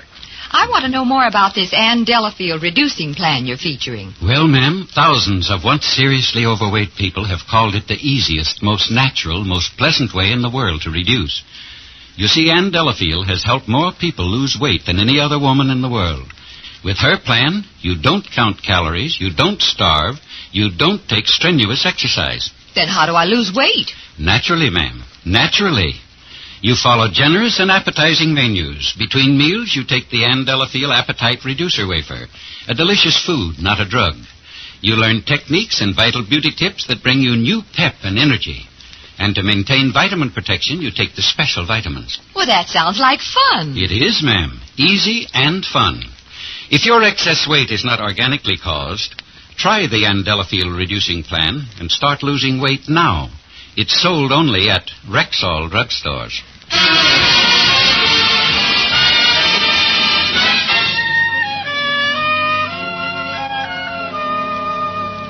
Ah, there we are, Andy. Now get that boxing glove on your right hand nice and tight there, boy. Yeah. Must I put the horseshoe in, too? No, Andy. Don't put no horseshoe in there. There ain't enough room with the brass knuckles. Now, listen, you think this is going to work and we're going to be able to get that key away from your brother-in-law? Well, Andy, he's on his way over here to the lodge hall now. Now, we done hung these drapes across the back of the closet here, you see. Yeah, and you want me to be behind there, behind a drape with the boxing glove on. Yeah, that is right. Now, if this little idea of mine works out, we shouldn't have no trouble getting him to come in the closet. Yeah, but Kingfish... Oh, wait a minute. I hear somebody coming down the hall. Yeah. That must be him now, Andy. Get in the closet quick. Okay. That's it. Yeah, let me get down on the floor here now. I hope this thing works. Say, Kingfish, I come over to ask you... Why, brother-in-law, what is you doing squatting in the middle of the floor there with that Turkish towel around your head? Well, what I doing? I was meditating. All of us yogis meditate at least 2-3 hours a day. You is a yogi? Yeah, took it up a month ago. Studying the stuff by mail. Just got my squatter certificate only last week. Well, I didn't know they had yogis in this country. Oh, yeah, it's a big thing now, really catching on. They even come out with a spike contour chair for watching television. This meditating is really the thing, though. Well, how did it work? Well, you just sit on the floor like this with your eyes closed till a thought hits you. Oh, it's a wonderful experience. Well, I'd like to try it. Mind if I join you, Kingfish? Join me? Hey, take it easy there, Goofy. You can't have two yogis sitting around meditating in the same room. It's against the law of the National Retail Yogis Association now. Oh, I see. Of course, there ain't no law against you going in there, saying, meditating in, in that empty clothes closet right there. In the closet? Yeah. Oh, that's a good idea. Show me what it does, Kingfish. Yeah, all right, come on over here. I'll show you here. Now, I'll open the closet here. Now, you see there? Now, you just squat down there on the floor and you meditate in the dark. Well, you think a thought will hit me? Well, you being new at it, wouldn't be surprised if one of them didn't hit you right off the bat, yeah. You'll be in a trance in no time, boy. Oh, let me in here. This is fun. Yeah, now, I think I ought to warn you, though, Leroy, that if you come out of the trance and find a few bruises on yourself, don't let it worry you.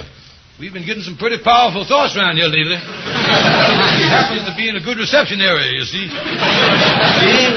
Oh, yeah. A lot of yogis got to squat around with aerials on top of their head because they is in the fringe area, you see. When we right there. That's it. Now, sit down there. That's right.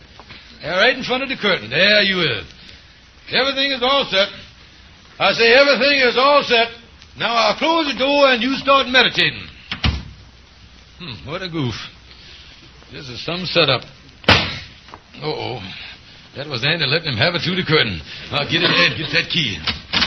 Hello, brother-in-law. Something wrong? Thought didn't hit you yet, huh? I don't know. I bent my head down to meditate and something caught me on the back of the head. Facing the wrong way, that's the trouble, yeah. Now listen, you dummy, don't you know that every genuine yogi always meditates facing the mysterious east with the point of his chin up in the air? Like this, Kingfish? Yeah, that's almost right. Cock your head a little more. Up with your chin there. Lift it up a little more there. That's it. Now hold it right there. That's a nice meditating angle. Oh, the thought can't miss this way, huh, Kingfish? Yeah. Up to this. Wait a minute. Don't fold your arms across your stomach like that now. Wait a minute. Unfold your arm. After all, you never know when a thought might want to catch you in the solar plexus, you know. Is this better? Yeah, that's it. Now, keep yourself wide open for everything. I don't know about this. Does you think a thought will really hit me this time? There wouldn't be surprised if you got a double thought there. The double thought? Yeah, what is known in yoga circles as the old 1-2. You might get that even. Yeah, well, you all set there now? Yeah. All right, let her go. Well, I hope that hand will really let him have it this time. Hot dog. Let me get in there now. Oh, back again, brother-in-law, dear? Yeah, Leroy, don't tell me the thought didn't hit you yet. Well, I tell you, Kingfish, this is really fun. While I was sitting there with my chin up in the air, I felt a thought come at me from behind the curtain. Uh-huh. Well, I didn't feel that I was quite ready for it yet, so I stepped back and sort of counterpunched the idea. There's the thought with his feet sticking out from under the curtain there. Yeah. Brother-in-law, dear, what is you up to? Well, I ain't up to nothing, Leroy, dear. Oh, you ain't? Well, I think I'll tell Mama about this little game you taught me. She and Sapphire ought to get a big kick out of it. Tell Mama. Now, wait a minute. Now, listen, don't do that whatever you do. Don't go back there and tell your Mama nothing. Now, look here, I'll tell you the truth, Leroy. After all, I was trying to get your suitcase key that you got pinned to your underwear. That's the truth. Well, Kingfish, there's nothing in my suitcase this trip that's worth anything except my oil stock and... Oh, so that's what you was after. Well, you see, Leroy, I didn't want to trouble you none. So, you see, I was going to take the stock and I was going to pay you for it later. Yeah, that's what I was going to do, Leroy. Well, I want to hold on to them stocks, Kingfish. Paid $400 for them. The man said that one of these days they was going to drill an oil well on the property and they might be worth a lot more. Mm-hmm. He said he'd let me know when it drills. Well, Leroy, you ain't heard nothing from him. Probably got a dry hole with a dusty gopher and all that stuff down there. But if the stocks ain't no good, Kingfish, why did you want them? Well, you know, I'm a big businessman with a lot of holdings, tax write-offs and all that stuff. Tell you what I'd do, I'll give you $200 for them. I'd sell them for $400, brother-in-law, dear. Well, I'll give you $250. I think I'll go home and tell Mama about playing yogi. Sold for $400. Now, look, Leroy, give me a hand and help me pick up that big fat idea off the floor, will you? Come on.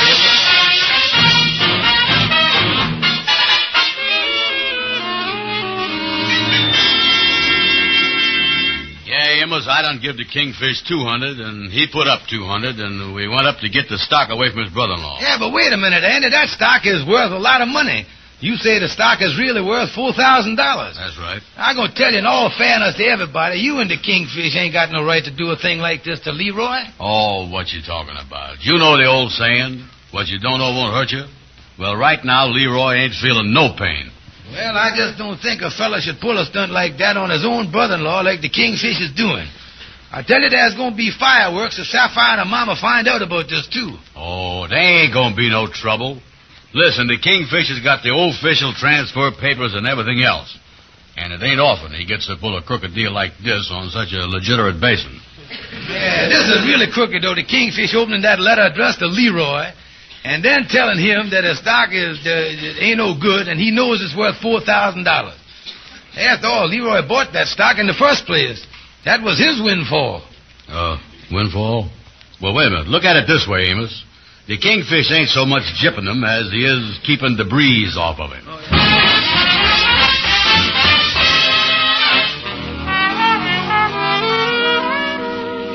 Well, here you is, Leroy. $400 cash. Yeah, brother-in-law, and here's the oil stock. Yeah, now you just signed this little transfer here. That's it right there. And that make this stock officially in my name as of now.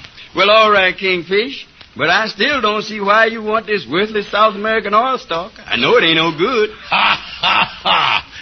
It so happened that I done opened a letter that was addressed to you that said that the stock is worth $4,000, so I knows it's good.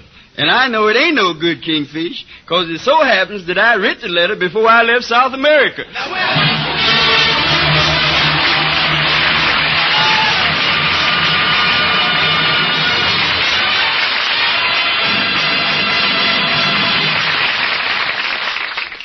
Fight coughs from colds 2 ways. Take Rexall Cherisot.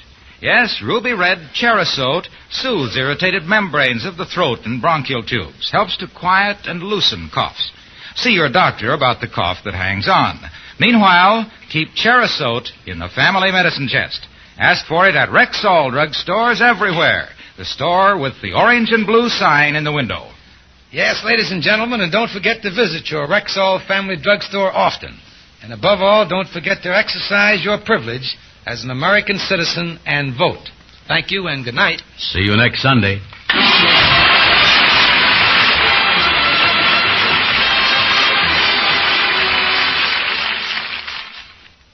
Women pine for men who go stag. Go stag? You mean... Exactly. Stag brushless shave cream. No fuss, no rub in. Just smooth it on for quick, close, no scrape shaving. Leaves your face feeling smooth and refreshed all day long. That's Stag brushless shave cream. Say, from now on, I go stag. Yes, women pine for men who go stag.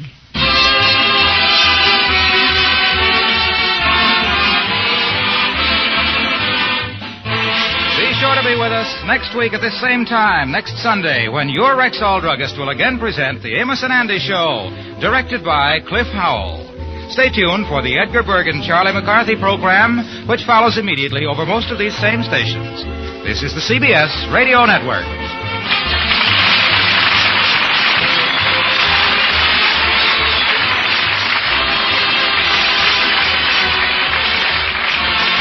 I've been gardening in white gloves just to prove that dirt can't hide from new Tide. Tide's been intensified to bring you cleanness no other low-priced powder can beat. I'm going to hide these filthy gloves in the pockets of these cords. Too tough a test for a low-priced powder? Not for new Tide. Now for those hidden gloves. How's that for cleanness? Proof that dirt just can't hide from intensified Tide. Try it. What has a hazelnut in every bite? Sorry. And thick milk chocolate for your delight? Sorry. Nougat and caramel golden light? Sorry. And don't forget the hazelnut in every bite. And again. What has a hazelnut in every bite? Sorry. Thick milk chocolate for your delight? Sorry. Nougat and caramel golden light. And don't forget the hazelnut in every bite. Sorry. A hazelnut in every bite. The next hour is brought to you by John Paul Mitchell Systems, the world's leader in hair care products and styling tools. Visit www.paulmitchell.com today. Signal gasoline. Let every traffic signal remind you, you do go farther with Signal gasoline. Yes, you do go farther with Signal.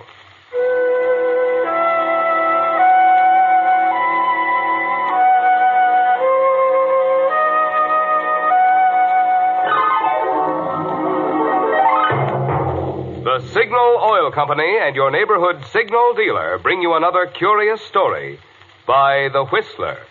Tonight, The Deadly Innocent.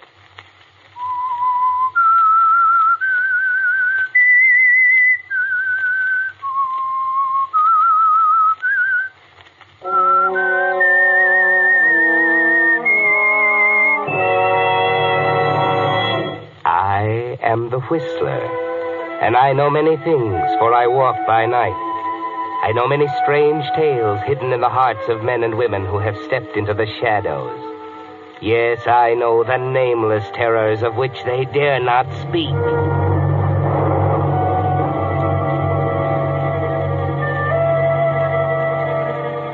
Have you ever hated a man enough to kill him? No? Well, that's the kind of hate that grows with the years, grows and grows into an all-consuming passion. That's the way it was with Lambert Dean. He has wanted to kill someone for 25 years. That's why he has come down to the offices of the Mammoth Construction Company at 9 o'clock at night. That's why he's chatted casually with the old night watchman who took him up in the elevator. Chatting, oh, so casually. But he thought out every word in advance. The night watchman will remember them later, just a little later. There should be just a crack of light showing under the door of the president's office. Yes, there it is. And Lambert is going toward it. So you've never wanted to kill a man, hmm? Listen, you may get a few pointers. Hello, Joe. Huh? Oh? What are you doing here? Why, did I startle you, Joe? I'm so sorry. What do you mean by busting into my office? Can't you knock? Oh, sure, Joe. I'd never think of walking into the president's office without knocking during working hours. I didn't think it'd matter tonight. Any time I'm here is working hours. Remember that if you want to hang on to your job. Now get out. Well, don't you want to know why I came down tonight? I do not.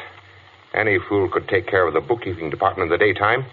If you have to work nights to keep up with simple routine, that's your lookout. Oh, I don't have to work on them. They're all fixed up, just the way I want them. I came here to tell you about them, Joe. Well, you can keep it. The books will wait till tomorrow. Better listen now, if you want to hear it at all. How many times have I got to tell you to get... What do you mean, better listen? Tomorrow will be too late. You'd better listen, Joe. Yeah, maybe I had. What are you up to? Anything wrong with the books? You're a smart guy, Joe. You always were. Even back when you were a kid in knickers. Oh, for the love of Pete, if you're going to start raking of past history... The sooner you let me talk, the sooner you'll get it over with. And if you've got anything to say, say it. My time's valuable. Is it? Yes, you were smart, making up to me when we were kids. You were my pal. You looked after me. Never let anybody bully me. Your dad had dough. Mine didn't. Uh-huh. It was worth having you hung around my neck if it got me the kind of life I wanted. And it did, didn't it? Pretty soon you just about moved in on us. When I went to college, Dad sent you, too. Good, kind Joe Carson, who always looked after poor little me. All right. So you finally tumbled to it. What of it? When Dad got wiped out and we had to leave school and hunt work, you didn't drop me. I'm no fool. You still belonged on the right side of the tracks. You knew the folks that counted. Sure, Joe, sure. You were smart. I knew the men with the jobs to give. I found out about old Jennings needing a bookkeeper down here at Mammoth, only when I got around to applying, they already had a new bookkeeper. You. Well, if you were dope enough to tell me about it, you deserved what you got.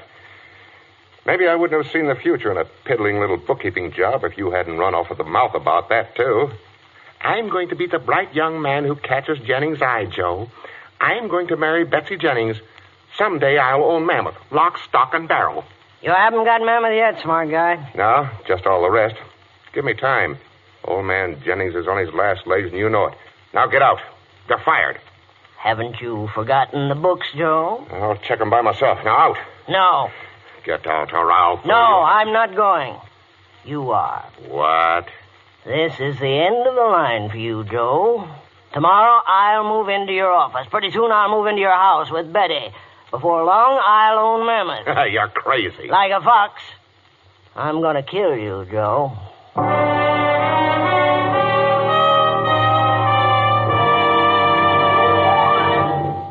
Signal goes as far as before the war. Yes, Signal gasoline still goes as far as before the war. But how can it, I hear you asking? How can it when certain gasoline ingredients are reserved for war? Well, that's what I want to tell you. You see, it's true. Certain of the more volatile ingredients, such as isopentane, have been reserved on mileage. That's why it's just as true today as it was before the war. You do go farther with Signal gasoline. And now, back to the Whistler.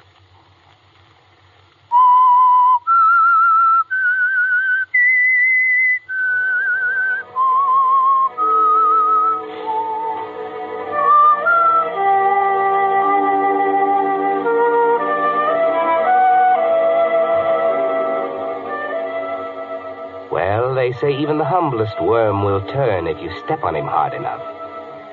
You didn't think of that, did you, Joe Carson, when you used your pal for a stepladder, stole his job, his girl, the life he planned? You weren't quite smart enough. You're alone in your office now with the night pressing around you, alone with the turned worm. He's going to kill you, Joe. Sit down, Joe. Drop that gun, you crazy fool. Sit down. That's better. Wouldn't like you to be uncomfortable. You've got a nice, easy chair to die in, Joe. The president's chair. Now, Lamb, listen. Let's talk this thing over. We're both businessmen. Maybe we can make a deal.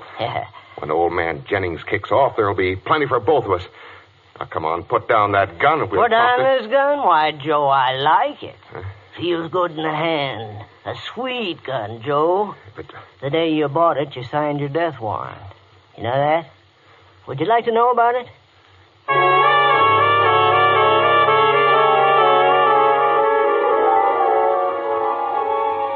That's right, Lambert. Tell Joe about it. Don't let him die without knowing how smart you've been for a change. Remind him of the day Mr. Jennings retired from the business. The day Joe put that gun in his desk drawer and bragged that the payroll would be safe. Joe's own gun in Joe's own desk with Mr. Jennings for a witness. Convenient, wasn't it? But don't stop there. Tell him your whole plan. Tell him about that day 2 months ago when you started on your careful, deadly trail. Hello, Mr. Dean. Have a good lunch? No, not very, I'm afraid. Nothing seems to agree with me these days. You may go to your own lunch now, Miss Neal. Okay. If you ask me, your stomach would be a lot better off without all those pills you keep stuffing down your neck. I was not aware that I'd asked you, Miss Neal. Yeah, that's your stomach. Bye. Back soon. Miss Neal. Have you seen my tablets? They don't seem to be in my pocket. I'm sure I had them this morning. I remember taking a couple when I got to the office. Oh, sure, I've seen them. You left them on the water cooler. Big boy Carson raised Cain about it when we went out to eat. Say, what's he got against you anyhow? Against me? Oh, you must be mistaken, Miss Neal. Joe's my friend. We were boyhood friends. Then why is he always picking on you and yelling at you? Looks to me like he wants to run you out of here. Only he doesn't dare long as the old man's alive. Miss Neal, I cannot allow you to speak like that about my friend. Now that Mr. Carson is in sole charge of the business, he's naturally under a strain. We must all make allowances. Oh, yeah. Here, I hid your pills under the stuff on your desk. Oh. How many do you want? 2? Put out your hand. Thank you. Now, you sit still. I'll bring you some water. That's very... One moment. These aren't my tablets. Why, sure they are. They're right out of your bottle. That little brown bottle you're always hauling out. See? That's my bottle, but the tablets, mine were white, too, but considerably smaller. I showed you one yesterday. Don't you remember? Remember one tablet from another? Oh, honest, Mr. Dean. Well, gee, you're right. Yours had some kind of trade name stamped on them. These are perfectly plain. That's strange, isn't it? Somebody's playing a dirty trick on you. Probably thought it'd be a good joke to give you something that really upset your tummy. Why, I can't believe it. Say, there's Mr. Carson. What? Joe? That's it, I'll bet you anything. It'd be just like him. Oh, now, Miss Neal, please. We have no proof that Mr. Carson had anything to do with this. He saw the bottle, didn't he? He yelled about it, and he hates you. You know he does. These tablets may be perfectly harmless. Harmless? Oh, golly. You don't suppose Mr. Carson would... Oh, no. Don't let your imagination run away with you. But, Mr. Dean, he obviously wants to get rid of you. Please, Miss Neal. I forbid you to speak of this to anyone. I'm going to destroy these tablets at once, and we'll forget all about it. Well, it's your funeral. But if it was me, I'd have those pills analyzed.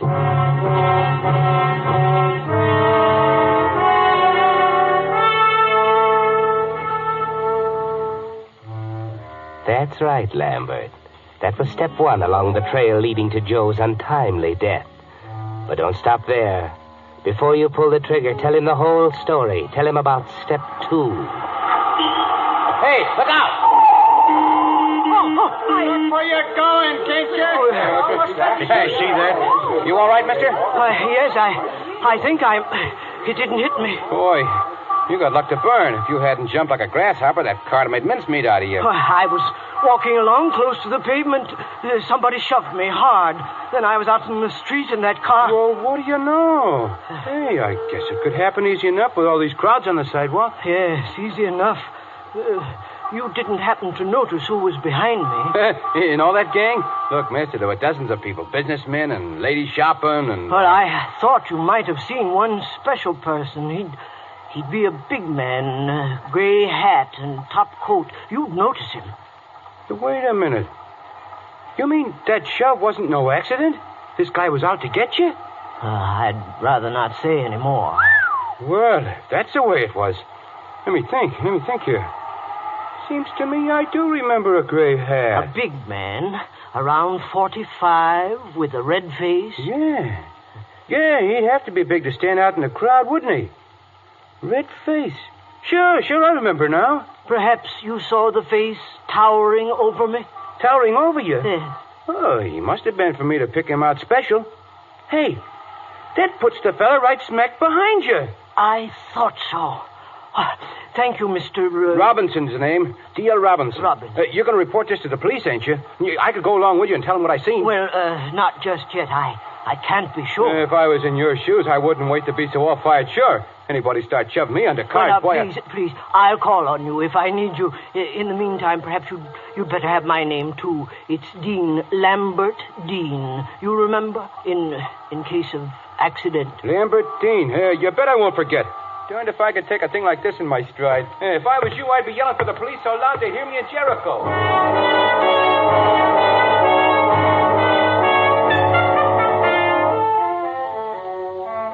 Nice work, Lambert. That was step 2, and it was easy. All you had to do was plant an idea and watch it grow. Little Miss Neal was already sorry for you because Joe Carson kept bawling you out. Easy to make her think a few soda mint tablets might be poison, especially since you destroyed the evidence.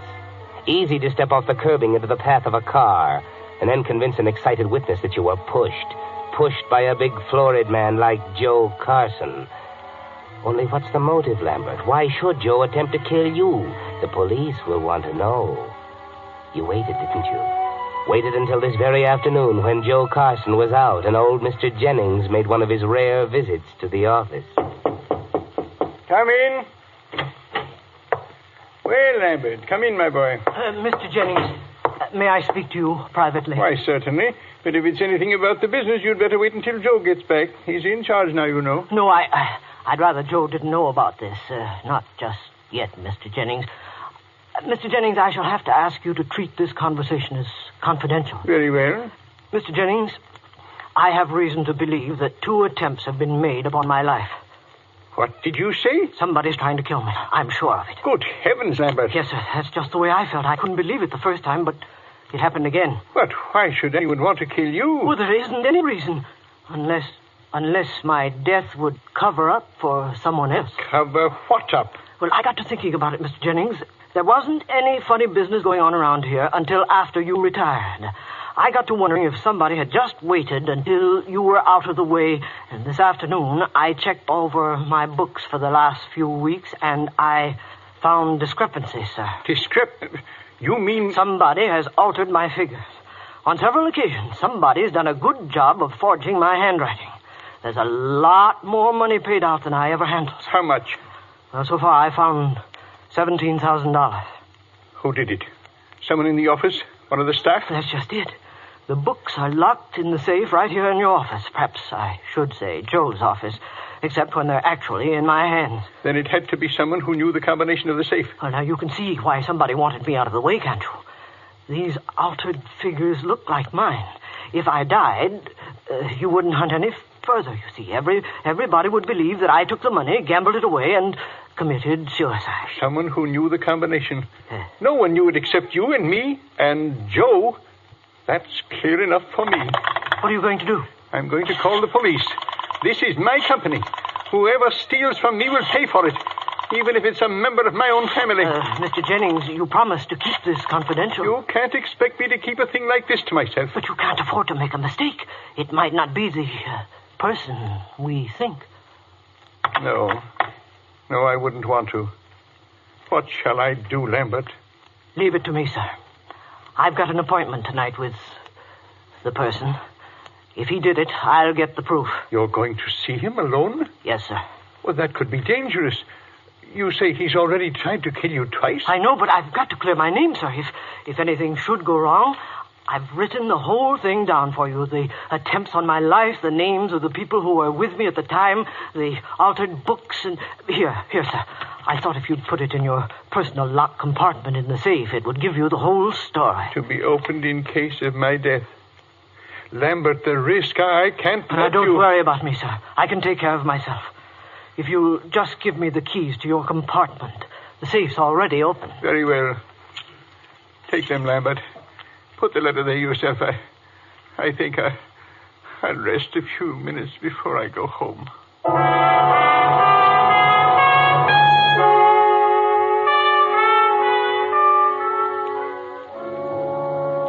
Poor old Mr. Jennings. It's a shock to him to find out his son-in-law is a thief. You forged a fine, strong chain of circumstantial evidence, haven't you, Lambert? Just one more link and you'll be ready to kill. You won't overlook that last link, will you?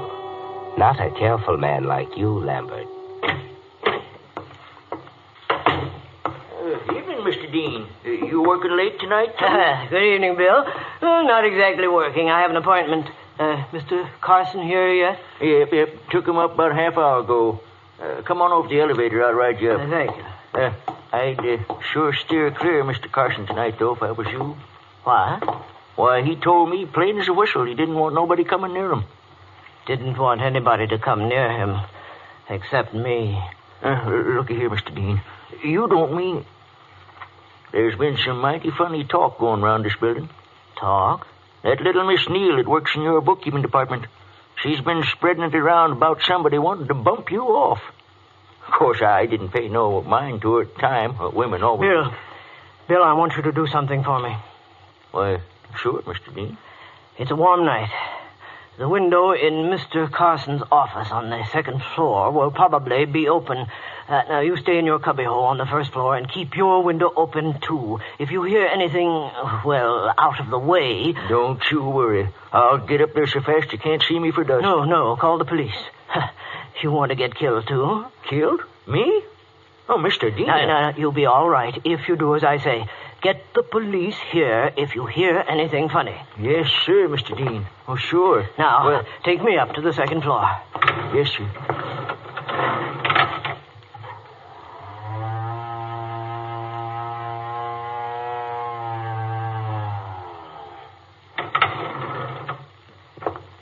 Don't forget, Bill. I'll be glued to my window, Mr. Dean.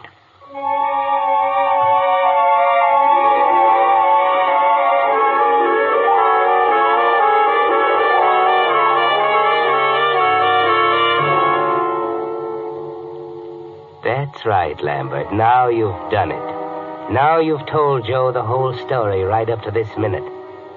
Well, it's almost time to pull the trigger, Lambert. But don't be in too much of a hurry. Yeah, well, there you are, Joe. That's the whole story. The watchman's waiting downstairs right now. I worked the whole thing out, as you can see. Why, you framed me. That's a smart boy, right the first time. Why don't you congratulate me? You ought to appreciate smart work. I never stole anything. Just my job, my girl, my whole life. I came up here to check the bids. I didn't make any appointment with you. Who's going to believe that? You planned to kill me. You could claim you discovered a shortage. That when you accused me, I went for you. You had to shoot me in self-defense. But, Lamb, I didn't. I never... Only you won't be around to put in a claim. Old Bill is going to hear something, all right. Just one shot, just one. When the police get here, they'll find you dead. I accused you, Joe, you see? You went for your gun, and I went for you. In the tussle, the gun went off. So sorry, Joe. Oh, you're crazy. You're crazy, Lamb. Am I? Well, somebody's going to run the business after your regrettable demise. I've been here nearly as long as you have. Who knows it better than me? Somebody's sure to console your widow one of these days. I've known her since I was a kid. I'm stepping into your shoes, Joe. Now... Wait, Lamb. Listen to me. That letter. You're counting on that? Oh, yes. I'm a careful man. Now, Lamb, the police won't find that letter. It's gone. And you haven't got a case without that letter. Ah, come on, bright boy. Can't you do better than that? But I tell you, it's gone. I destroyed it. I found it tonight. In old man Jennings' compartment? Don't make me laugh. But I've got a key to it. He had it made for me when he stopped working. Look, Lamb, I'll show you. Keep your hands out of your pockets. Oh, I only want to show you. I've got it right here. Get your hands up. I warn you. Right here in my pocket.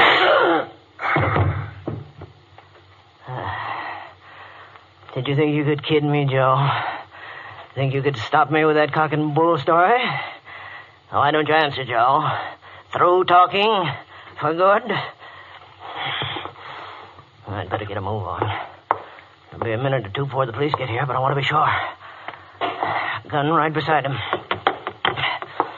Won't matter if my prints are on it, too. We tussle for it. Let's see now. His pocket. Now, what was he going for in his pockets? If he had another gun, better make sure. Keys. He was going after his keys. Now, don't get excited. He couldn't have had the key to Mr. Jennings' compartment. He couldn't. This one. It can't be. But it looks like if that letter's gone, it can't be the key. But it is. The key to Mr. Jennings' locked compartment in the safe. Now, what about the letter, Lambert? Did Joe find it and destroy it? Take it easy, Lambert. Don't get so excited. Right. 15 left. 35 right. 5 left. Now, the compartment. It won't fit. The key won't. It does. Well, get it open. Get it open. It's gone. I put it right on top and it isn't there. Maybe it slid down behind the other stuff. It isn't here. Oh, yes, Lambert. The letter's gone. But there's no reason to get so excited. It doesn't matter. You've still got a case. You've planted the evidence very carefully. Don't lose your head, Lambert. You think your case will sound funny without the letter to back it up? You're getting more upset the more you think of it, and the police will be here any minute. Watch out, you'll ruin everything you've built up so carefully. But you can't see that, can you? Wait, Lambert, wait. Hey, look, there he goes. Out of my way. Hey, you, stop. The fire escape. He's getting away down the fire escape. Come on, Fred. Okay, stop or I'll shoot. Can you see him? Not halfway. Get your flashlight on him. Yeah. How's that? Okay. Stop, I tell you. Get him, Fred.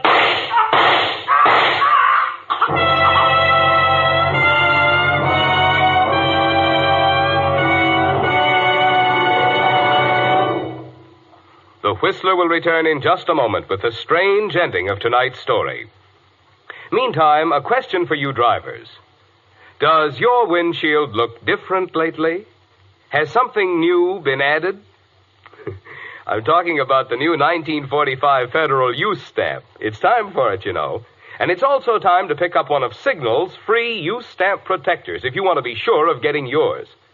Signal Oil Company had these neat, transparent little shields made up to protect your use stamp from moisture and scuffing, so it will stay on without peeling through a whole year of wear and window washing. Every car needs one. But like all things in wartime, quantities are naturally limited. And that's why I'd suggest that you get yours this week, tomorrow if possible.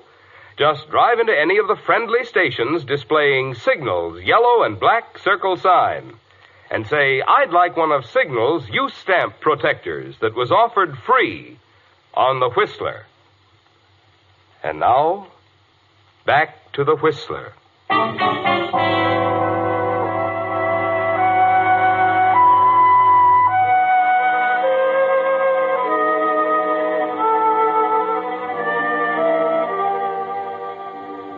So Lambert's revenge wasn't complete. He killed Joe, but he himself was killed by the police when he ran from them. He'd counted on that letter to prove he'd killed Joe in self-defense. When the letter was gone, he lost his head. You see, the unexpected had happened. It so frequently does. In murders. Remember that when you think you'd like to kill somebody. Poor Lambert If he'd only had a minute to think. Oh, we're through with the books, Mr. Jennings. The figures had been tampered with? Sure, the original figures have been changed. We talked to the witnesses, too. That girl in your office, the fellow that witnessed the street accident, and your watchman. I guess there isn't much doubt about what happened. There is none to my mind. Lambert must have accused Joe of theft. Perhaps he was even unwise enough to tell Joe about the letter he had left in my care. Lambert was a good man, a responsible man, but mentally a little slow. Yeah, the way I figure it, Carson knew the game was up. He must have got the drop on Mr. Dean and held him up while he got set for a getaway. Oh, the safe was open and the stuff in your private box was scattered all over the place. I kept money for my personal use there. Sometimes fairly large sums. Joe knew it. I'd had a key made for him so that he could bring me cash from time to time when I was unable to get to the office. Well, I can understand Carson's death. That was an accident when they fought over the gun. What I don't get is why Lambert Dean ran out on us. I don't like shooting down innocent men. You mustn't blame yourself. You couldn't have known. As I said, Lambert was not quick. I suppose he thought he could not prove Joe had attacked him. Oh, we might not have either, without that letter. Yes, it's a fortunate thing I remembered that Joe had the key to my compartment. Of course, I removed the letter at once and took it home with me. A very fortunate thing. Otherwise, we might never have known what happened.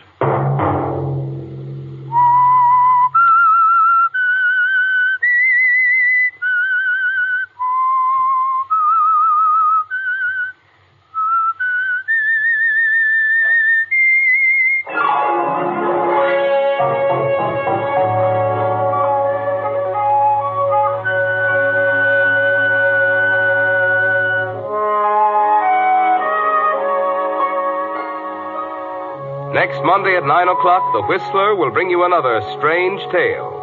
The Whistler is broadcast for your entertainment by the marketers of Signal gasoline and motor oil and fine quality automotive accessories, and by your neighborhood Signal dealer. This program, directed by George W. Allen, with tonight's story by Sally Thorson, music by Wilbur Hatch, is transmitted to our troops overseas by the Armed Forces Radio Service. This is Marvin Miller speaking, and suggesting that you let every traffic signal remind you that you do go farther with Signal gasoline. Yes, you do go farther with Signal. This is CBS, the Columbia Broadcasting System.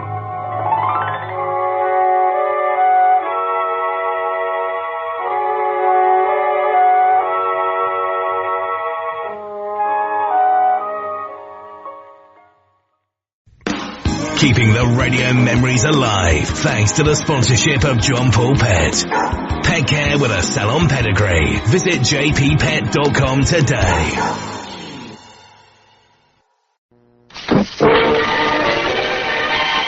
AFN Europe presents the radio comedy series My Favorite Husband, starring Lucille Ball with Richard Denning.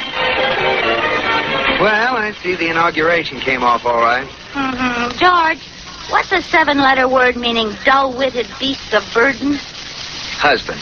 Oh, yeah. Mm-hmm. Oh, that isn't right, George. Liz, why don't you forget those crossword puzzles and read the rest of the paper? You'll learn something. I learned plenty from these puzzles. I can hold my own in any conversation. Sure, if they happen to be talking about an Indonesian sun god or a three-toed sloth. But how about current events? Just try me. All right. Who's president of the United States? In how many letters?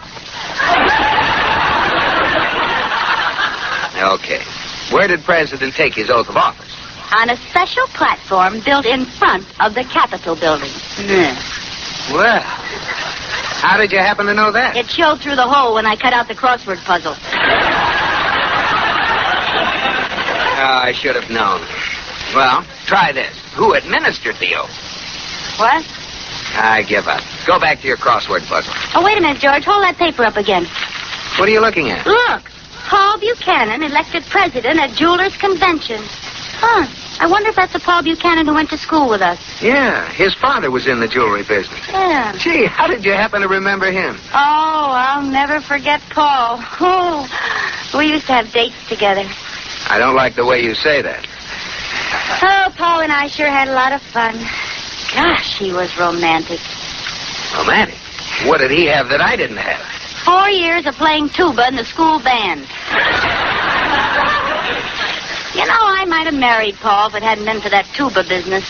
What are you talking about? Well, one night we drove up to Inspiration Point. Oh, it was so beautiful. We got out to look at the moon. And he took me in his arms. He kissed me. Yes?